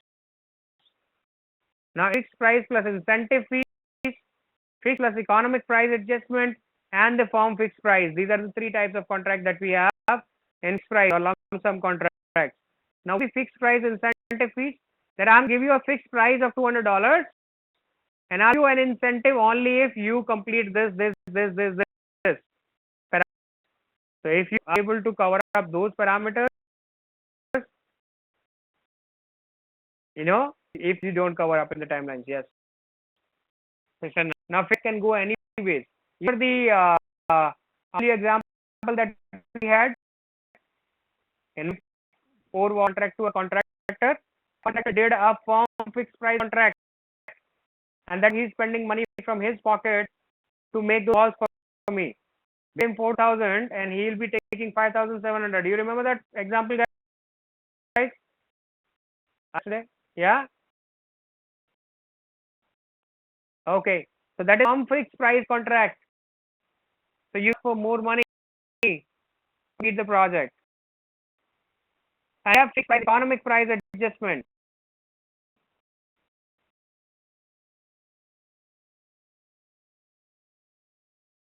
So I'm coming to that. Okay, that's not a specific type of contract, or that basically in we use that. Now that's not fixed price contract. That's a combination of time and material and fixed price. Not T&M. I give him 4 balls, 4,000 rupees. His material, his labor, everything. I 4,000. Yeah. Okay. Let's go out from fixed price economic price adjustment. What is that? That is when you do a contract with a vendor. So I'm paying you fixed price for the next 3 months and to work on the same rate for the next 3 months. We can review if the material price has increased, we that adjustment to you. Market price escalations, whatever. That is this price adjustment. Contracts understood.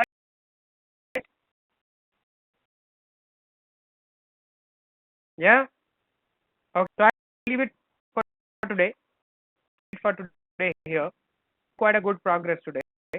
So happy with that.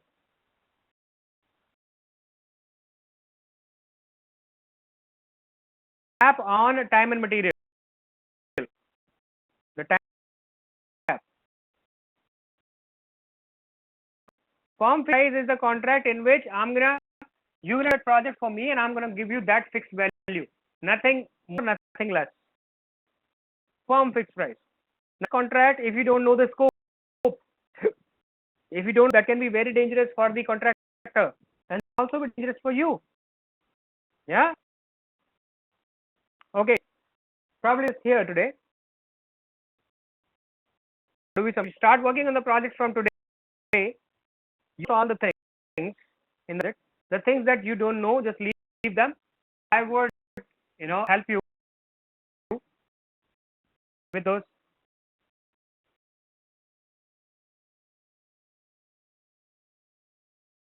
Fixed price phases. You get per phases. You can give it for the entire project as well. Yeah. Okay. Close here today. One of the slide ending presentation. But discussion today because we covered like almost 4th chapter. We started the 4th chapter. Rhythm was good today. I believe people were to connect and we took those examples as well to understand various different things. This is good. So thank you so much for joining today's session. For any other help, you can get in touch with us through our question and answer talk help and support section. Right? If you today's session, please rate us. Please give us your NPS and feedback, Net Promoter Score. test between 1 to 10. Anything which is less than 9 is non-satisfactory for us. So if you're satisfied, give me a 10, please. Right? So I help happy. And if you loved us, please share about us in your Facebook, Twitter, G+, YouTube, wherever you are. Thank you. If you also have some time, please go back and write a review on Quaspilot or mouseshut.com. If you want to give a on-camera testimonial, that can also be arranged. So my sales and support team will be more than happy to take an appointment with you for that. Right. So if you want an on-camera testimonial, let me know. I can arrange. Thank you so much for into this session.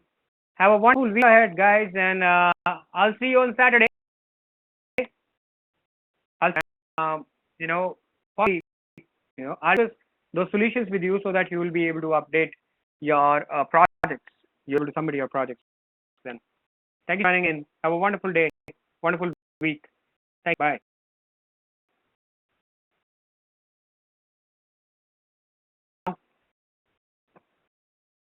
Bye, guys.